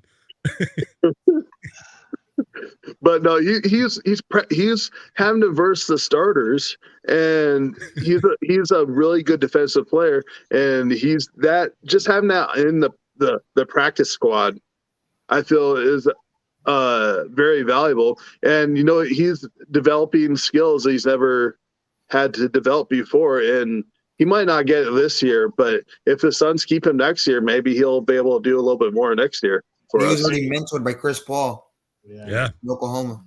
Best year of his career was with Chris Paul. Mm-hmm. It's funny. It's funny what Kodak Kid says, and you put it out there. Dude, DA's a good perimeter shooter. He's very underrated. Very underrated. Imagine if he that game just goes up to another level. I mean, If DA can find an actual consistent 3-point shot, like take at least 3 to 2 attempts. That's what I'm saying. That's what I'm saying. We Exactly. I don't see it happening now. We've had enough time for him to bring that out. He will play it. He played it at the beginning of the season and hasn't really brought it out since. But Well, listen, I got a question for you guys. Who would you rather have the ball in the last second come clutch time, Book or Kevin? I think it all depends. If you on had the to pick one, depends on the situation. It depends on who you're playing, where you're playing. No, who you're playing, where you're playing, and it's a situation. It all depends. All right, what about just a double team? I'm not a betting man, but right now I'd want it to be in KD's hands. Call me crazy, but I want to see him hit that game-winning shot. That shot. I want to see it. It's so smooth. He's so good at basketball. Hey, here's a good quote on Twitter. Devin Booker on playing with Kevin Durant for the first time. It was a quote. It was a good time. I enjoyed it. Kev's someone I have high respect for. This is one of those moments where it doesn't feel real. He just brings the best out of everybody. That's amazing. Yeah. There's another quote. I had it up. Here it is. Devin Durant. Same thing about Kevin Durant. It's just every time he shoots the ball, it's just so effortless. You can see defenders trying their hardest to contest or fight over a screen, and he looks unbothered or unfazed. I mean, guys, you saw it today. You saw it today. You saw it today. They were really trying to defend him, and you just couldn't. There's a picture that I think the Suns Twitter account posted where it's Gordon Hayward contesting him, and he's got a hand up, and KD's like a foot above him. Like he is just, I mean, I keep going back to that flex conversation, but it's true, man. The way that he worded it was perfect. This is a generational talent, and this is light years, with all due respect to how great Chris Paul, Hall of Fame career, this is light years above Chris Paul. This is like Devin Booker times 5. And even off the court, that's why I brought up, like, Kevin Durant really seems like a really good dude, great locker room dude. Go for it, DJ Ocho. I found the picture. I'm going to tweet it to you right now. Yeah. I'm going to send it to you so you can post it. Because, dude, you're right. I mean, I'm looking at it, and I mean, sorry to say this, but holy shit, it's almost 2 feet. Yeah. It's unreal. Just shout out to Swish NBA. Yeah, I'm going to share it right now, y'all. And if you guys want, we can listen to more like of what Booker and all them have been saying. Shout out to Dwayne Rankin. Look at this picture. But look where Gordon Hayward's hand's at. It's at KD's elbow. It's at can y'all KD's see that? elbow. Okay. Yeah. Oh, I don't know if that looks big and. Look at that. Look at that. Yeah. Let me zoom in on y'all. Yeah, you guys can see that. Okay. I'm not saying it's a beautiful. It's just look at how. Yep. Gordon Hayward's hand's right below his elbow. Yep. And it's at least 2 feet, maybe 2.5 feet higher. Pure buckets. Pure. It's a pure, like, you know, that you can't teach. Yep. You can't. Kevin Durant could literally do this in his sleep. DJ Ocho, you said earlier, like if Kevin Durant could sleep on the court at the Footprint Center, he would. You know what I mean? I'm pretty sure he could. This is literally the example of he could do this in his sleep. I mean, this is honestly, I'm calling it right now. It's Suns Nuggets in the Western Conference Finals. I think it's gonna be Suns and depending on the standings, I think it's gonna be Phoenix versus either the Clippers or Warriors. No. Can't sleep on the Clippers, man. They had a really good trade deadline. They had a They did. But they're another team struggling since the trade deadline, though. It's funny, though. It's funny. So my sister's not a big basketball person, but she knows a little bit about it, right? And she's like, "We lost to the Clippers," and I'm like, "It's a game.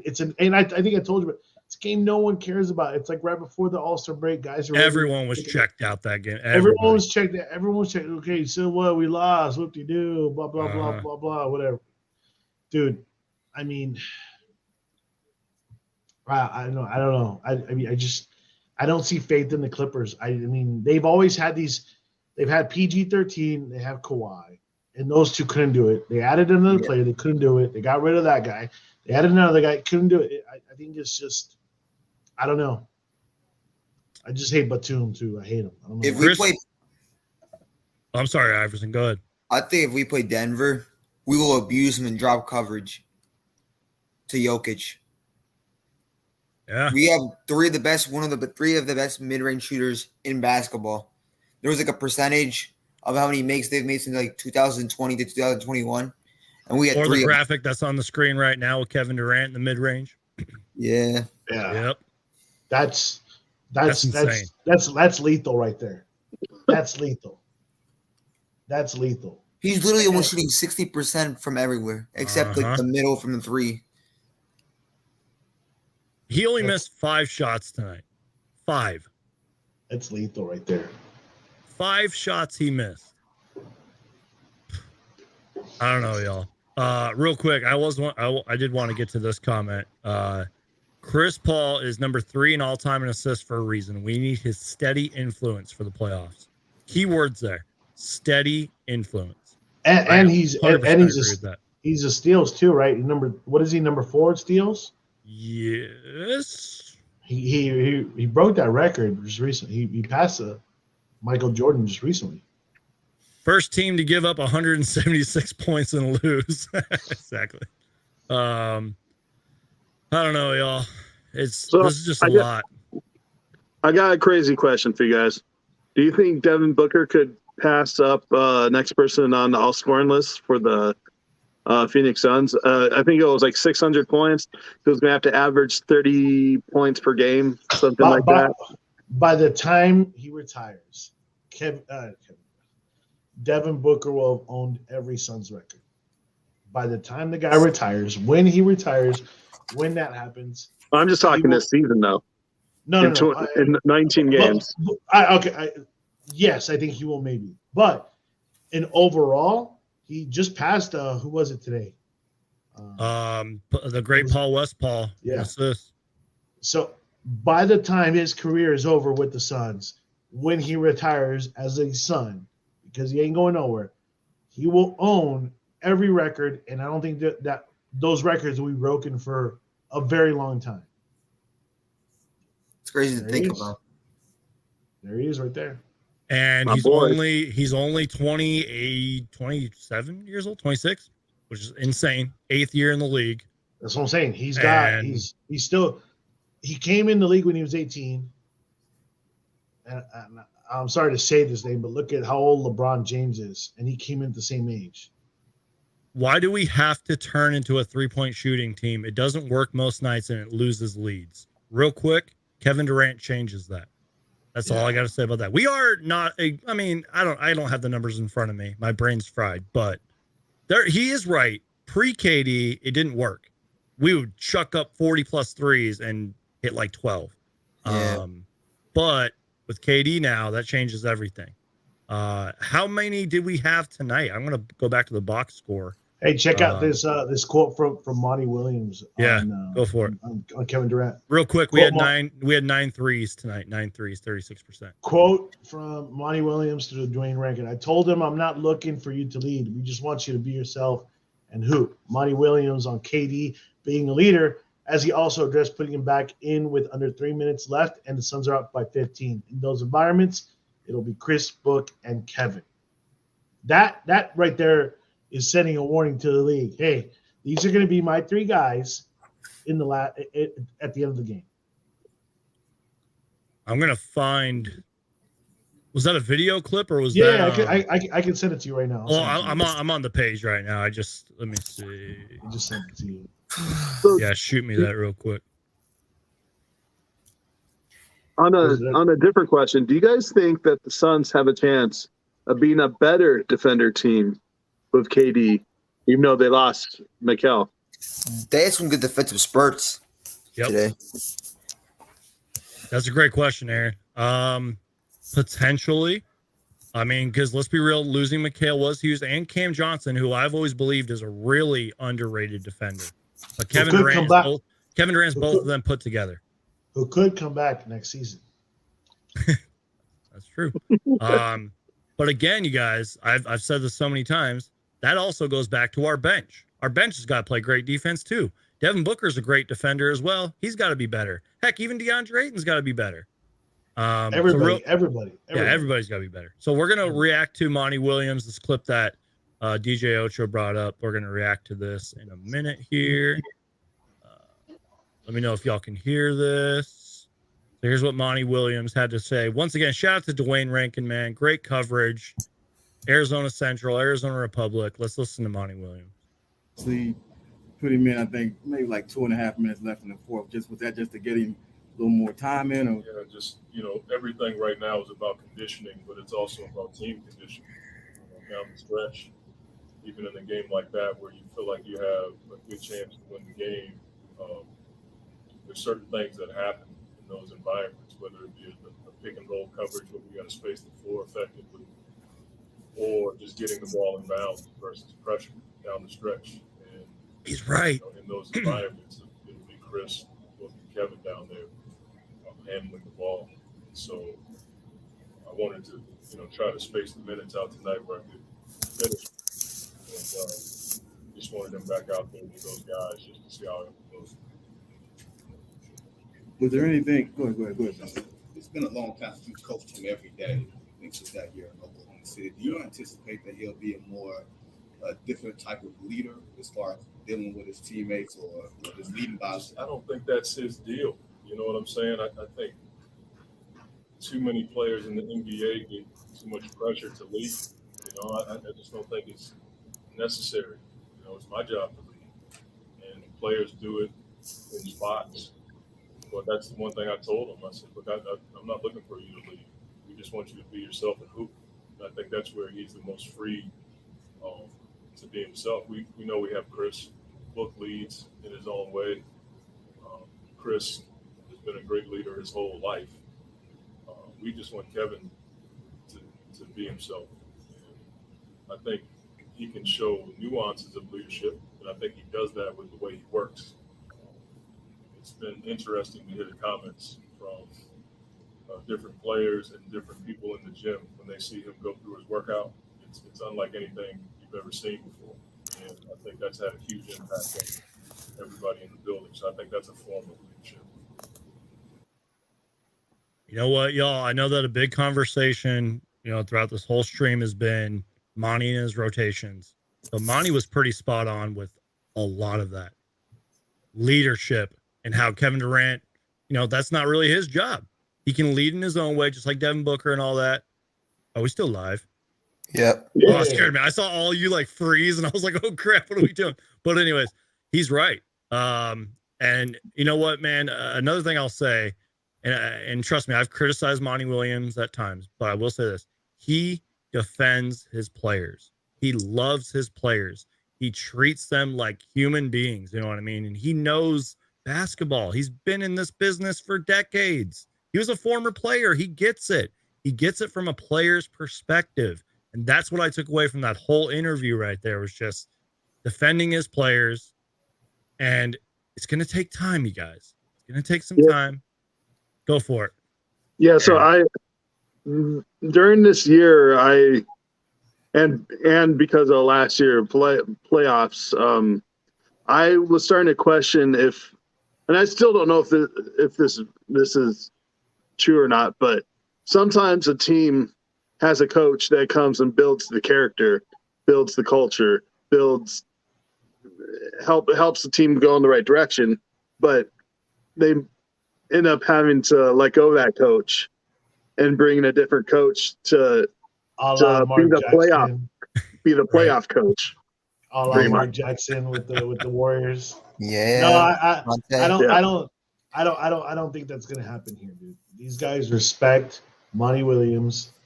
The city loves him. James Jones understands him. Matt Ishbia, now that he's the new owner, finally, I think he understands him. The players, the staff, everybody respects Monty.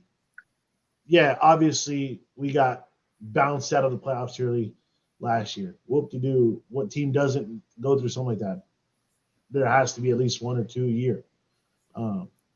But I think these guys, and Kevin's played with them before when he was in Oklahoma along with Chris Paul, So these guys understand him. You know, they get his philosophy, and that's what you gotta. You're gonna have that coach that builds up the chemistry, builds the environment by bringing another coach. You win.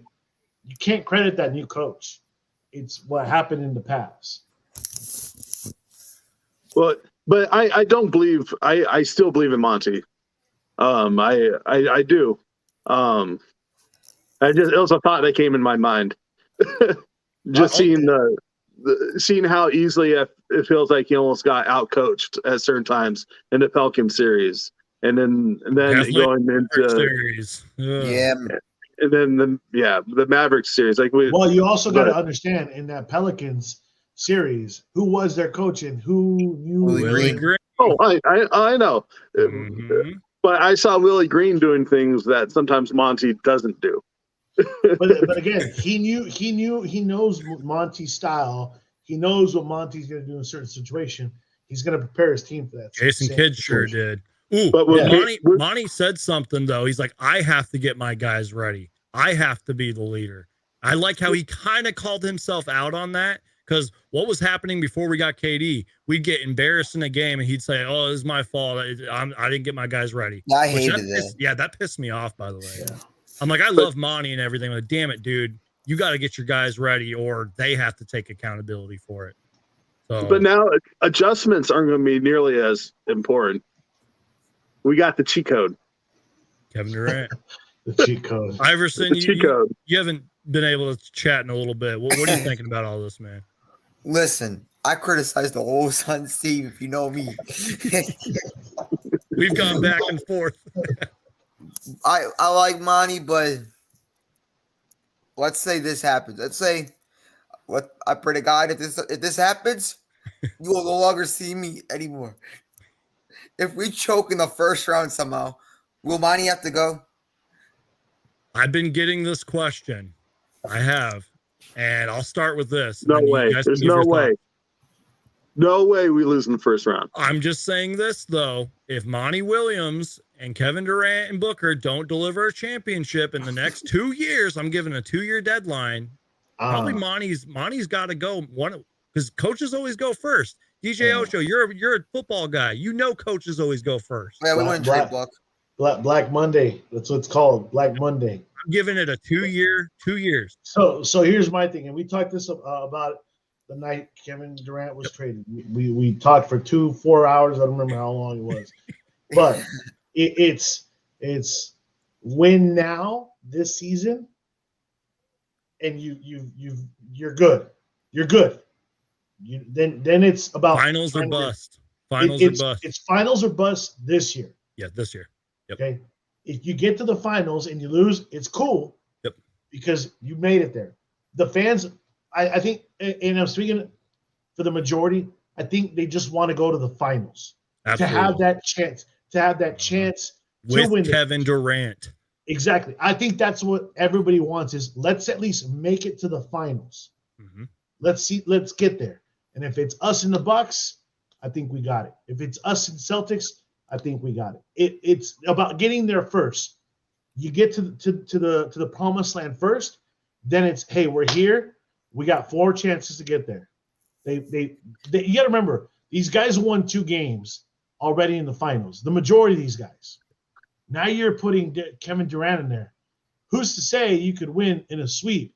Who's to say you could win those other 2 games? So I think it's finals or bust this year. You don't win it, cool. You at least made it to the finals. You got where everybody wasn't expecting you or everybody wanted you to get there.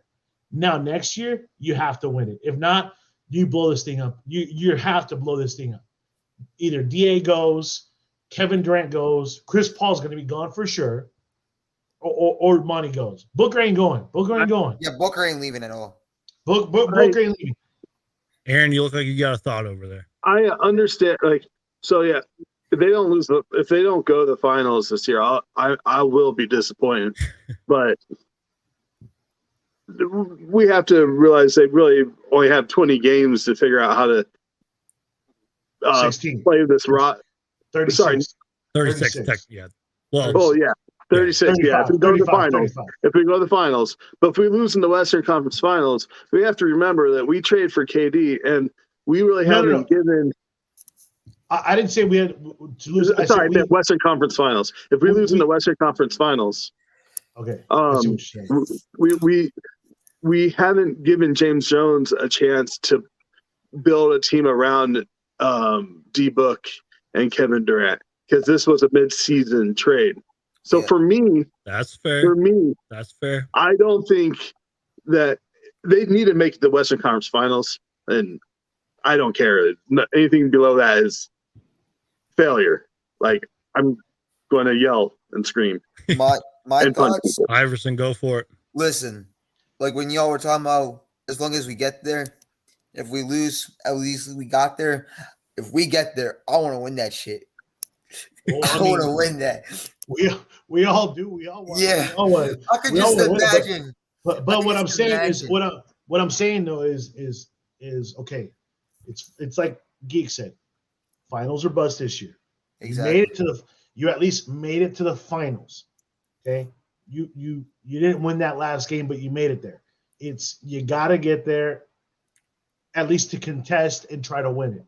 Once you're there, you're there to contest and to try and win it. Win it is obviously the logical choice. So you got those 4 games to win it. So it's getting to the finals. That's what you want. That's the ultimate goal for every team. Get to the finals. So there's only 5 players left off the team, right? Yeah, off that finals like team. 20, 21. 21, Look, yeah. CP3. Campaign. Thank you. Craig. DA. Craig was a mid. Well, he was in the finals with us, wasn't he? Yeah, he was. I think. Yeah. He was Don't traded. forget about our boy Landry. Landry came the year after. Landry wasn't on that team. Oh, was he not on the final team? No, he was. Yeah, I forgot about that. Yeah, so it was only like 5. Oh my god. But what I'm saying though is, you've added Damon Lee, you've added Landry, you've added Kevin Durant.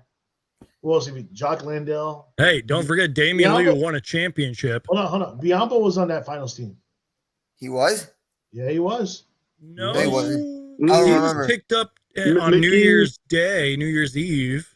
Are you sure? I thought he was on he wasn't. I don't remember. And then he dunked on Hornets player, and then we had McGee and Dario. Yeah. Oh, Dario got hurt. That brings back memories. I'm so glad he's in Oklahoma. Did y'all see that standing ovation and how happy Dario was, man? Book was he was saying so many great things about Dario. He probably hates Oklahoma right now. I still kind of wish we didn't make that trade. I know they were trying to save money. That's a hot take, Aaron. All right. But dude, Dario was a waste of space, bro. I wish we would have shipped brother-in-law Shamit. Before his injury, great player. After the injury, done. No, Aaron, continue with your thought though, because that was a good starting take. to come around in the last couple weeks. He was starting to come back, and he was. I'm on the fence. He was getting better. He wasn't great. Good. Keep it appropriate, DJ Ocho. Keep it appropriate. He was getting better, and I feel like he would give more to the team than get flagged and monitored. Oh my god, Beasley or Bailey or Bar. I don't know the guy's name because he has. Yeah, him. I understand. Before I give my thoughts, what do you think about? Should we have made that Dario trade? That's a good question, Aaron. That was a good thought. What do you think, Iverson? For Baisley? Let's change the subject a little bit. Well, Dario is my boy because he's Croatian like me, right? Oh. I like Dario, but he was so slow. Exactly. Yeah. Thank you. He was. But we're not even playing Baisley. Yeah. Can we at least trade him for a player that we could have played? Or that Monty would have liked? Maybe his second brother-in-law. It's not that I don't think Monty likes him, but you are right. Like, maybe there was a better trade there. I think it was a salary kind of trade as well. OKC can figure out what they want to do with him, because I had somebody who covers the Thunder on this channel talking about that. Well, remember we talked I want about to see Darius Baisley, man. Right now, Dario's production would have been better than nothing. Remember, it was all about salary. Remember we were talking about that? 20 million. It's whose contracts are disposable right now that we can get rid of, so this luxury tax doesn't hit us and hit us. And the one thing though is we were going to get nothing for Dario. He was going to leave, but now we have a guy that if even though Monty doesn't play him, if he sees what he likes in practice, I think we have some type of control for him for the next season. Yeah. So you got to get something restricted. I think he might be restricted next year. Something yeah, is I better think than he's nothing. restricted. Or not Dario. Darius is. Yeah. Something is better than nothing. So and that's something we were talking about during the trade deadline Geek special on this channel. That went for what, 2 hours? 17 hours combined, all those streams. Where was I? I don't know. Where were you? It was pretty late. It was pretty late. This is my day off. Tomorrow's my day off. I can tell. Tomorrow's my day off. Real quick, y'all. Reoccurring guest. He was on the show earlier. Mo, how you doing, man? Can you hear us? Yeah, I hear you. Can you hear me? Yes, sir. Any takeaways from what we've been talking about, man? I mean, should we have made the Dario trade? What do you think, man? I didn't hear what you're talking about for Darius Baisley. Yeah, pretty much. Aaron kind of had a good take there. I mean, Aaron, what did you say? Like, you kind of wish we didn't make the Dario trade and we should have kept him. Yeah, because he. I felt like he was giving more to the team on the court than what someone who's not playing. Production value. And he's another big body you can throw at Giannis in the finals if you need it. But I don't know. I don't know if Baisley would be able to be that body if he needed another body. I don't know anything about him. So Mo, you got any thoughts on that? I just Dario Saric was getting a lot of DNPs like before the trade deadline. He wasn't really getting played anyways. Yeah. He wasn't really being that productive. So yeah, we're trading him for a player who's also not playing, but he's young and he could progress. Yeah, he's athletic. I mean, he's good at defense. We haven't seen it in a Suns jersey, but if there's a situation where there are some injuries and we just need some defense, just like to hold stuff down for a bit, just like for the end of like a playoff series, maybe when like if we have some injuries and we just need to make it to the next round, just so we can have a few days off to get some people back. He might be able to hold it down for a bit. Yeah. But he's obviously not someone who's going to be getting a lot of time. But neither was Dario Saric. So I don't know. It's like a smaller trade that I don't think really affects the championship odds at all. I still really wanted Vando. Yeah. And now he's gonna steal for the Lakers. Yeah. A rebounder, can get you some points here and there. Versatile, good defender, better than Darius Baisley in defense. Yeah. I don't know, y'all. I just know that we've gone over 2 hours, and we can keep going. We just need things to talk about. So, and we got a couple people waiting in the wings too. So, I'll go ahead and bow out because my wife did make me dinner like 45 minutes ago, and I haven't eaten it. Real quick, Aaron, I'm going to full screen you because we got to look at this epic bobblehead collection one last time before you get out of here, man. Look at that. Look at that beautiful ball. Oh, my God, man. Diamondbacks players, Suns players. I know you're a Patriots fan. Ooh. There's so many. Oh, my God, man. That's beautiful. That's some Mr. Funko Potato Pops Head up there. Yeah, Funko Pops. Devin Booker. God, Zombies. yeah. There it is. There's the gorilla up there. The gorilla up there. With some sailboats up there. Some gargoyles. What else we got over there? All right. Aaron, thanks for being here, man. I appreciate you hopping on, man. Feel free to call in or whatever anytime, brother. Will do, man. I'll try to be active and catch these. Yes, sir. Jump in live streams. Appreciate you, brother. See ya. Take care, man. Later.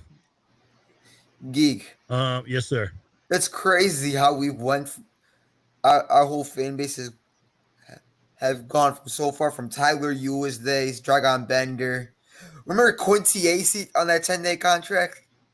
Wow, that's a name I haven't heard in a minute. Quincy Acy. Hey, we saw It was Tyler against the Minnesota Ulis. Timberwolves, I remember. We saw Tyler Ulis at the Summer League.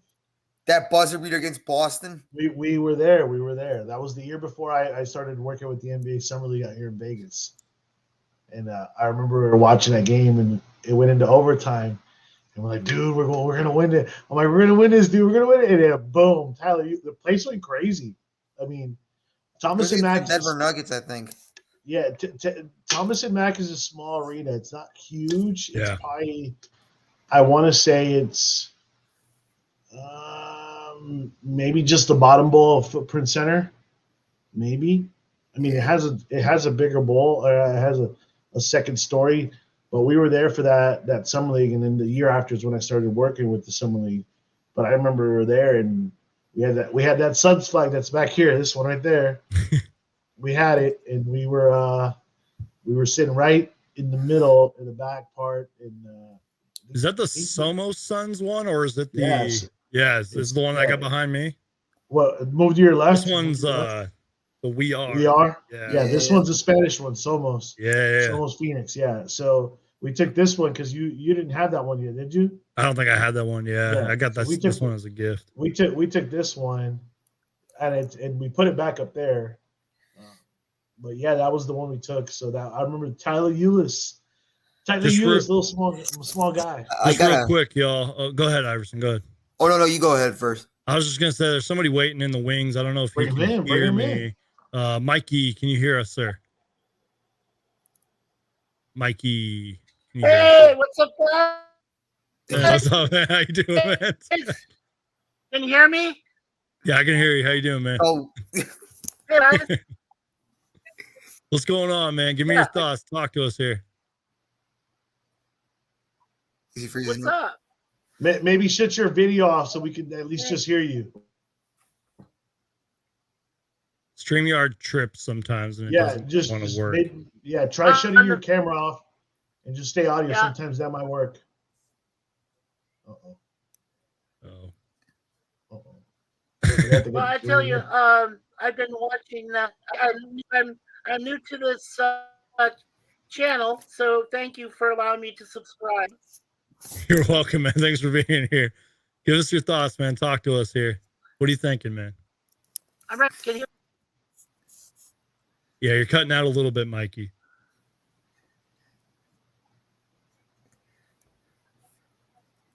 All right, Mikey, I'm sorry, man. I'm gonna have to let you go, brother. We're having some technical difficulties. I apologize. Just an FYI, if you do come on and you're having issues, just shut your video off. It's not we don't want to see you. But it could help your connection to it. And you can do like Iverson has. You could put an avatar picture. I was actually, when you had me away, I was actually kind of fixing mine. And I don't know. Let me see if I stop my camera. My question was, hey, look at that. There you go. See? You got a question, Iverson Vlogs? Listen, I didn't see your live stream for the KD. I watched half of it in the next morning.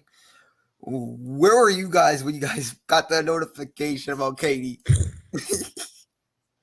Do you want me to go first? Or do you want to go first? And then I'll tell you guys mine after. Go for it. So I was actually reorganizing my garage downstairs, and my promo director here in town texted me and said, "Oh, you guys got KD?" And I was like, "Wait, what?" So there was only 3 people I could confirm with, and one of them is right here on the stream, and the other one is Woj, and the other one is what's the big guy? What's the big guy? Sharnia. No, Brian Windhorse. Those are the 3 that can confirm. So Windhorse. So I was like, all right, let me go check Windhorse. I haven't put anything up yet. Woj, put it up. I was like, no way. So I called this guy right away, and I figured he's going to either answer and go crazy or not answer because he's setting up to do a stream. And lo and behold, he didn't answer, but he texted me, and then he started the stream. So I was downstairs. I didn't believe it. I literally stopped doing what I was doing.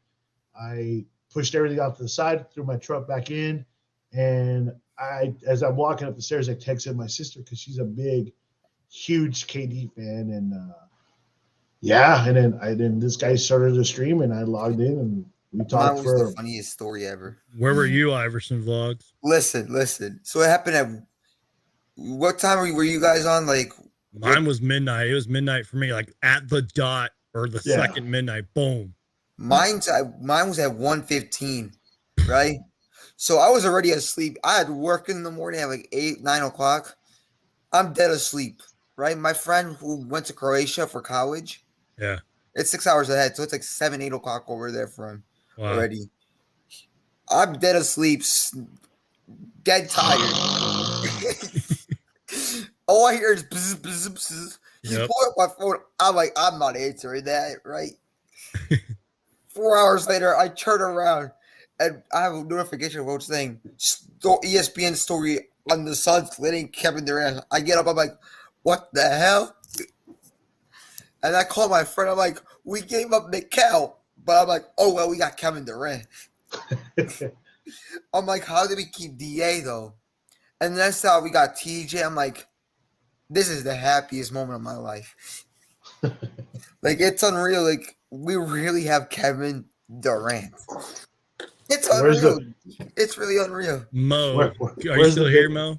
Yes, I'm still here. I was gonna say, like, where were you, man? Where were you when when the KD got traded and all that? So, I was trying to fix my sleep schedule. I was like going to sleep at like 1:30 and stuff, and I was like falling asleep in class. So I was like, all right, I'm gonna fix my sleep schedule.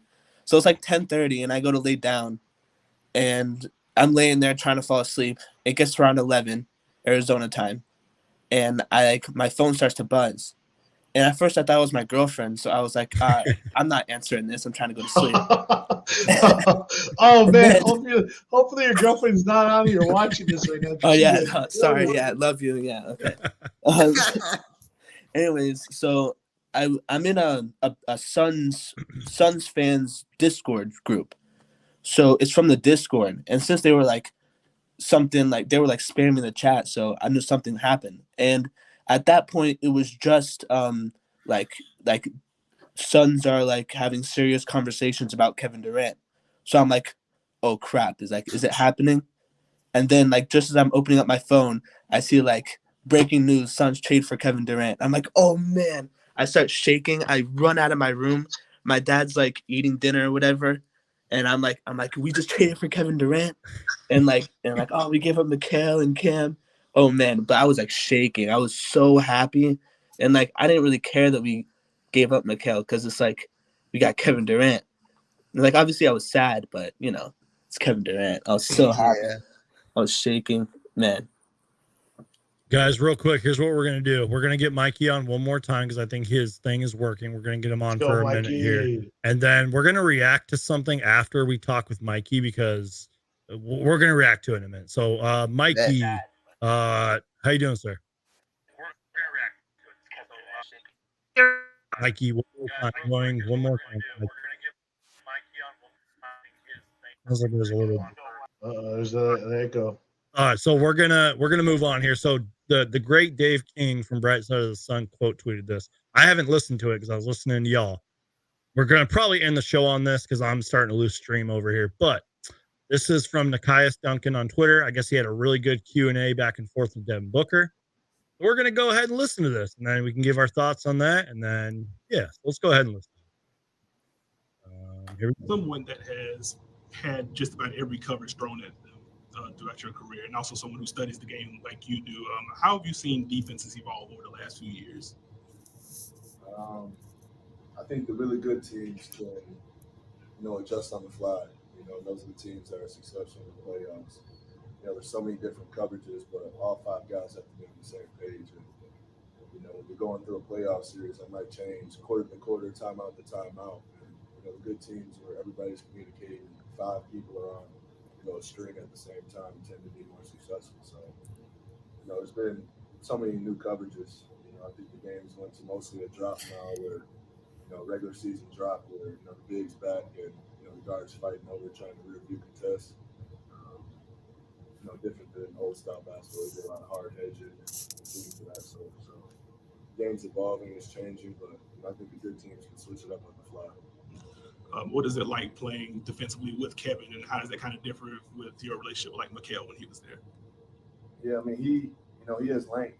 I think he gives our team more of a presence around the rim, keeping him as the low man, and him and DeAndre started again switching out on a lot of things, that led us to getting steals and deflections and getting out in transition. So,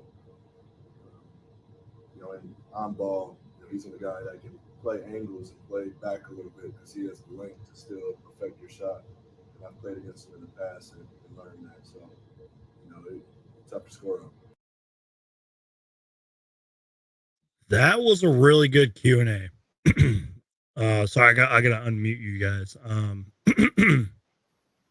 I don't know why that just, or sorry, I don't know what's going on. That was good. I could tell Devin Booker, not that he was baffled necessarily, but I could tell he really had to think about his answers. They were talking a lot about the drop coverage, different coverages on them, plays, sets, and all that. That was interesting. I felt like that was worth a listen. You know what I mean?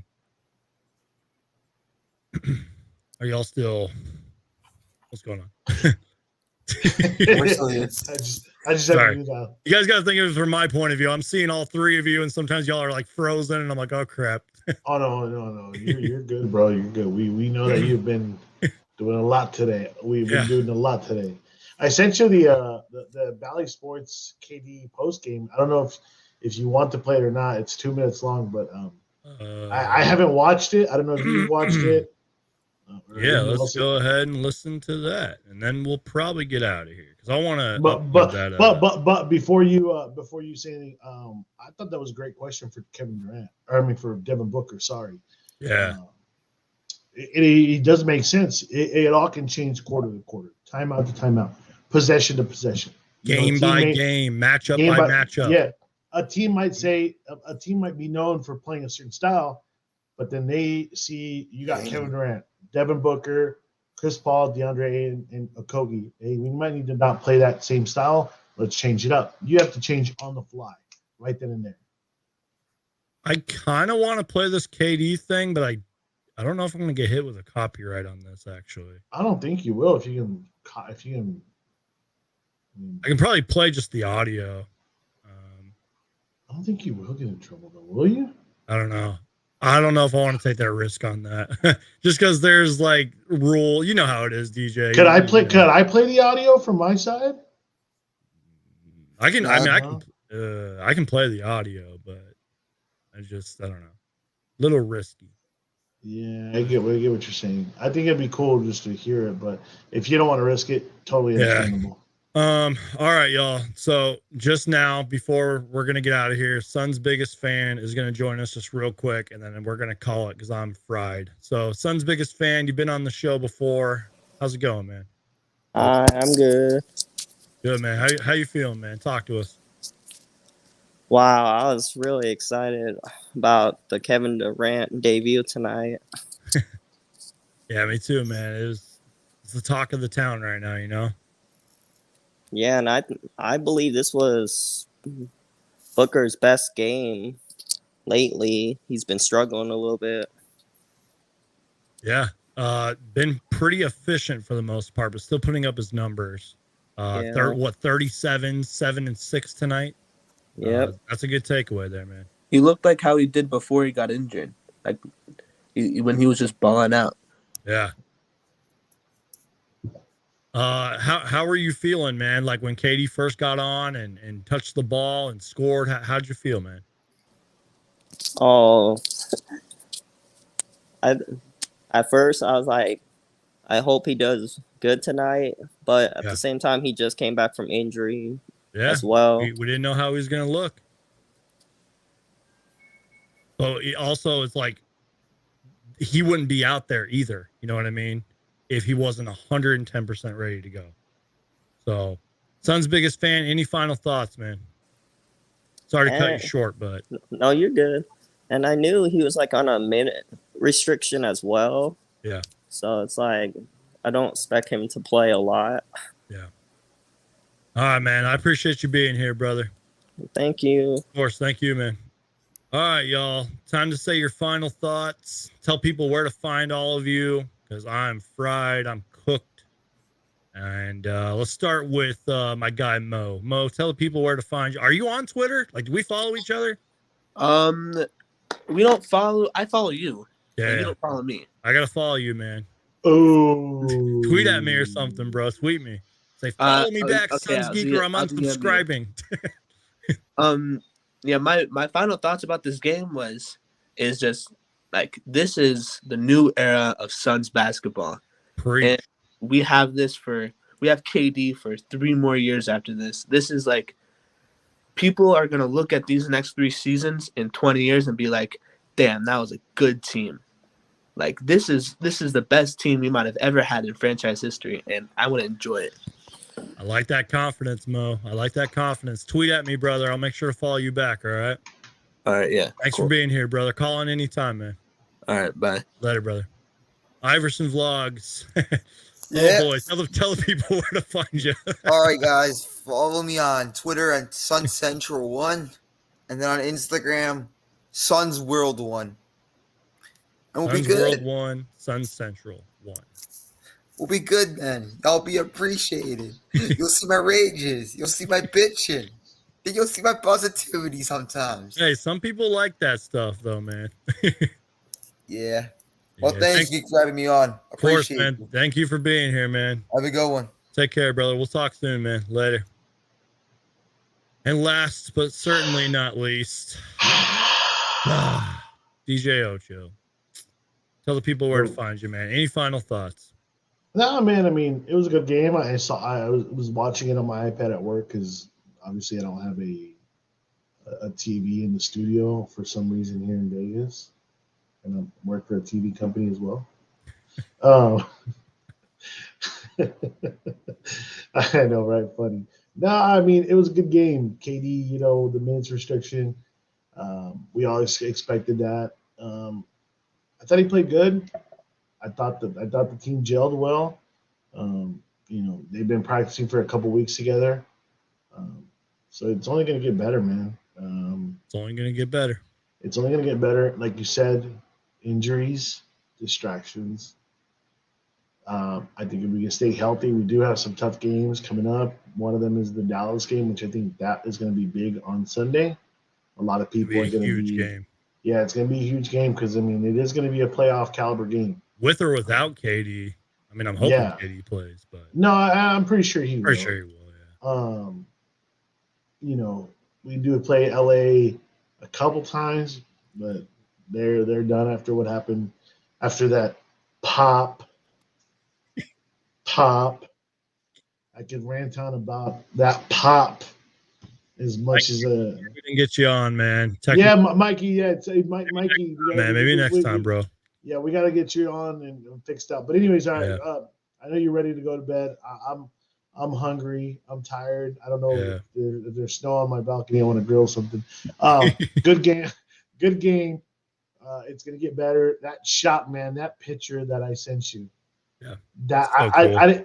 I didn't realize it until you talked about it and I saw it. I'm like, yep. In my head, I'm like, geez.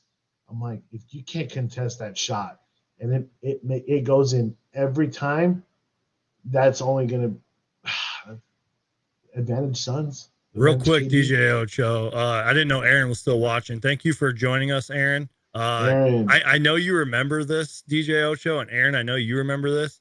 You guys were like one of the first people like ever on my channel. Ever. Like Aaron was in my room with me making videos. We were being silly and stupid. And then you and I would do little live shows and mess on up. Google. It was before stream. It was before YouTube. It was it was through YouTube, but it was through Google. Yep. And I remember one time we went live and I messed up and then we had to redo it. I still have all of that, dude. Is that still on the channel? Some of it might be privated, but it's still technically on the channel. I have all of that, dude. Send me those links. I want to just watch. If you 63 people are still watching, you're learning about the history, the origins of this channel right now. It goes way back. Way. And that's when I was still in Phoenix. Yes. And that I moved to Vegas in 2012. So that shows you how long you've been doing this. Exactly. Hey, not to anything, but man, props to you, man, for getting this channel. I remember when you told me, like, dude, I'm gonna start doing these Suns videos. I'm like, really, dude? You're like, yeah, dude, I'm gonna start. I'm like, are you sure? Yeah, man, dude. I'm like, right now. Why would you do that? No.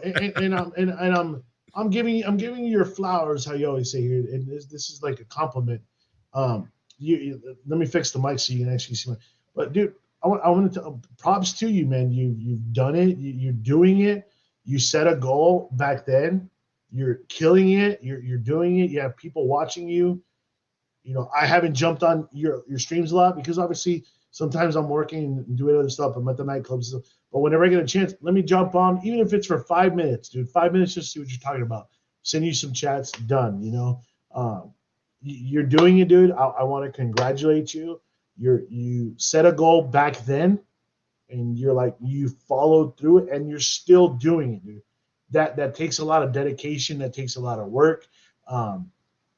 You put your time into what you love, and this is what you're doing. You do all this to inform people. You do this not just to make money for yourself, but you do it to have another avenue than just the regular ESPN, the Bally Sports, the writers. It's a different avenue, and you're doing it. You're like, I'm a media guy. I'm in radio, not in sports. Would I like to be in sports? Hell yeah, of course, but I'm in a different avenue. And dude, you're doing it. You're up there on that level with you know, people that aren't not just doing this for a living. You know, you're doing it. You set a goal way back then, and I hope you find those videos, and I hope you maybe take and do like a little, hey guys, let's go back down the memory road and go check out those 10K subscribers. That's the plan. Yeah. 10K subscribers. So I want to say, dude, congratulations on doing this, informing people that just want to watch, that just love the Suns and just want info on it. You know, your videos on your Instagram, dude, they are hilarious. They're effing hilarious, bro, especially. And I don't know if you have it queued up. I'd like for you to play it just one time if you do have it. But dude, it's like you set yourself. You're like, I'm gonna make a video about this. Done. You do it. You post it. It gets a reaction. It comes on. You do a live after every game. You don't have to. You don't have to do any of this, but you do it because you love it, dude. And I just want to say I'm proud of you. I'm happy for you. I'm here to support you in any way that I can. I'm your boy. You know, I'm here if you need any help. Like you're like, dude, thank God you got on. I need help. I got you. Yeah, especially when the power went out. I was freaking out. No. And I'm not. And it's your channel. I can help you host it because I know how to do that. It's your show, but it's your channel. You see what I'm saying? Yeah. So I just want to say I'm proud of you, dude. I'm happy that you're doing what you set out to do a long time ago, just like I did when I told you, dude, I'm gonna be on I'm gonna be a radio guy. I'm gonna do this. When I told you I was moving, you're like, really, dude? You were one. You're like, really, dude? You're really gonna move? I'm like, yeah, dude. It's an opportunity. A lot of people were questioning me, and I was like, no, dude, I'm rolling with it. You the same thing. You started these around the same time I moved out here, and you're doing it, dude. So I want to say I'm proud of you. I'm happy for you. You're killing it, and it's only going to keep getting better the more you do it. And it's, you know, it's something that you love to do. Thank you, DJ Osh. I appreciate that, man. Hopefully I made you cry a little bit. I owe you like 20 beers. And, hey, man, when you get that little care package that I sent you better text me and say, hey, dude, I got the care package. We got to go live. We got to do a live show when I get it. Yes. So hopefully, let me look at this real fast. If I get my email open here, if you get it by Sunday, let's just hope you get it by Sunday. Oh, that'd be so lit. Let me check real fast.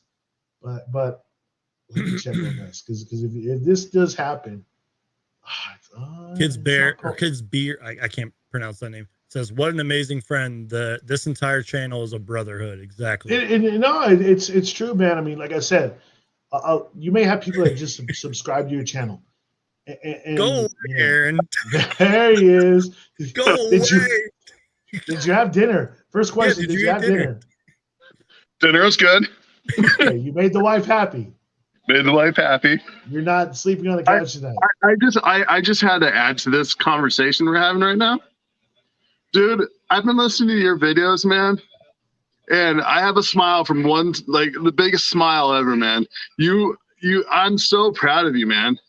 Like, you worked your ass off.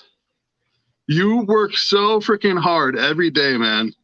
And I'll start crying. We want you to cry. That's what we're doing. Dude, we've seen you go from no one watching your videos. Well, we were making gaming videos. Me, you, and Anthony. Y'all are learning the origins of this channel. I mean, dude, you always had like you always try something, like you try doing the music career type thing. Oh, why did you bring that up, man? Why did you bring that up? Oh, man. What? Bro, what are you talking about, man? Yeah, what are you talking about? But dude, you try something and then this isn't right, and then you jumped onto this, and dude, you knocked this out of the park, man. You spent years building this community, and there's a community of fans that go to your channel first, and this is the first place you got to go. If you want to know what's going on with Phoenix Suns, you need to be on this channel. You need to be watching Suns Geek. I mean, he puts his heart in it. Come on, people. Subscribe, hit that like button. Both of y'all from legit the bottom of my heart. I love y'all, man. Oh, don't worry. Both of y'all, man. It's Bauer, don't worry. He's not. I told him I was gonna. Sorry to cut. I told you I was gonna get you a little gift, and it's on its way. Once he gets it, he will crack it. We're gonna do a live show and we're gonna do it live, and that way it's got to be ice cold though. So make sure it's super cold. All right. Real quick, y'all, because y'all are giving me my flowers, and I truly am humbled that y'all would spend time giving me my flowers, and I appreciate that from the bottom of my heart. I do. But let me just say this, y'all, and DJ Ocher, you were talking about this, man. It's not just me out here, y'all. There are so many great other Suns content creators out there that are putting in the work just as I am. But let me just say this. My guy, Philly Take with RB, inspired me. We're DMing each other, and he's like, man, we are changing the game. And he was talking about the national media and all the clickbait things they like to say. And they literally get paid to say all this trash that you read on Twitter. We content creators, we podcasters, I don't care what you do, even if you just write for a blog or whatever it is nowadays, we are changing the game. This is for the fans, y'all. And it is exciting times in the Valley of the Sun. If you are even a basketball fan, it is exciting times right now. So while I do appreciate y'all giving me my flowers, there's a time and place for that. 10K subscribers. It's going to be nuts. And that's the next goal, y'all. Never too high, never too low, as Monty Williams and KD like to say, you know. Never too high, never too low. The day you get that YouTube plaque, you'll be getting another gift from me. And you're gonna go crazy. You coming to Phoenix same time? I don't know. Maybe. Hey, tickets are very pricey. When that plane, when that trophy is being paraded down Central, we'll be there. We'll be there. He will be. I will make sure me and Flex kind of teased something. He's like, we're there in June, man. He's like, we're all gonna be out there, and I'm like, all right, I'm gonna book my plane ticket then, So don't worry. There might be some stuff coming in June, I will make sure this guy is there because I made sure he came out to the summer league. When I told him, he remembers. I'm like, hey, dude, I'm working with the summer league. At first, he's like, yeah, right. I'm like, no, for reals, dude. He showed up with these guys from Phoenix. I got them all in. And he's like, you really are working for the summer league. I'm like, I told you, dude. So, no, dude, we'll make sure it comes June. This guy right here. Hold on. Right there. That guy right there. Hold on. That guy right there. We'll make sure that guy right there is in Phoenix drunk and enjoying – a good drunk. Yeah. We'll make sure he's there, and we'll set up. I'll bring my thing. We'll set up the microphones, and we'll do a live Suns Geek somewhere. We'll Flex from Jersey. Flex from Jersey. All right, y'all. This is an amazing show. Thank y'all for your kind words. You guys hang out in the back while this show ends. All right. And you know what? Before we get out of here, we got to play a couple videos. We got to play this that I made in like 5 minutes.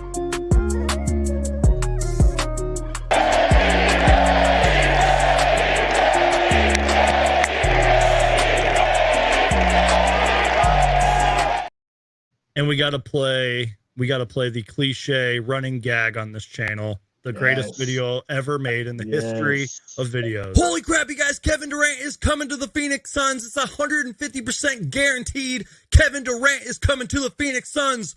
Yes. God, that video is Steven so great. Spielberg and Christopher Nolan and all those great directors couldn't match that quality right there. That video is great, man. I love it, man. That energy, man, you bring. All right, y'all. Great show, historic show. 30-second countdown. I'll talk to you guys in 30 seconds. Thank you guys for watching, everybody. Y'all are amazing. Crush that like button. Share the show. Follow DJ Ocho. Follow Aaron. Follow everybody that was on here, man. Y'all are awesome. God bless you guys. Take care. And as always, go Suns.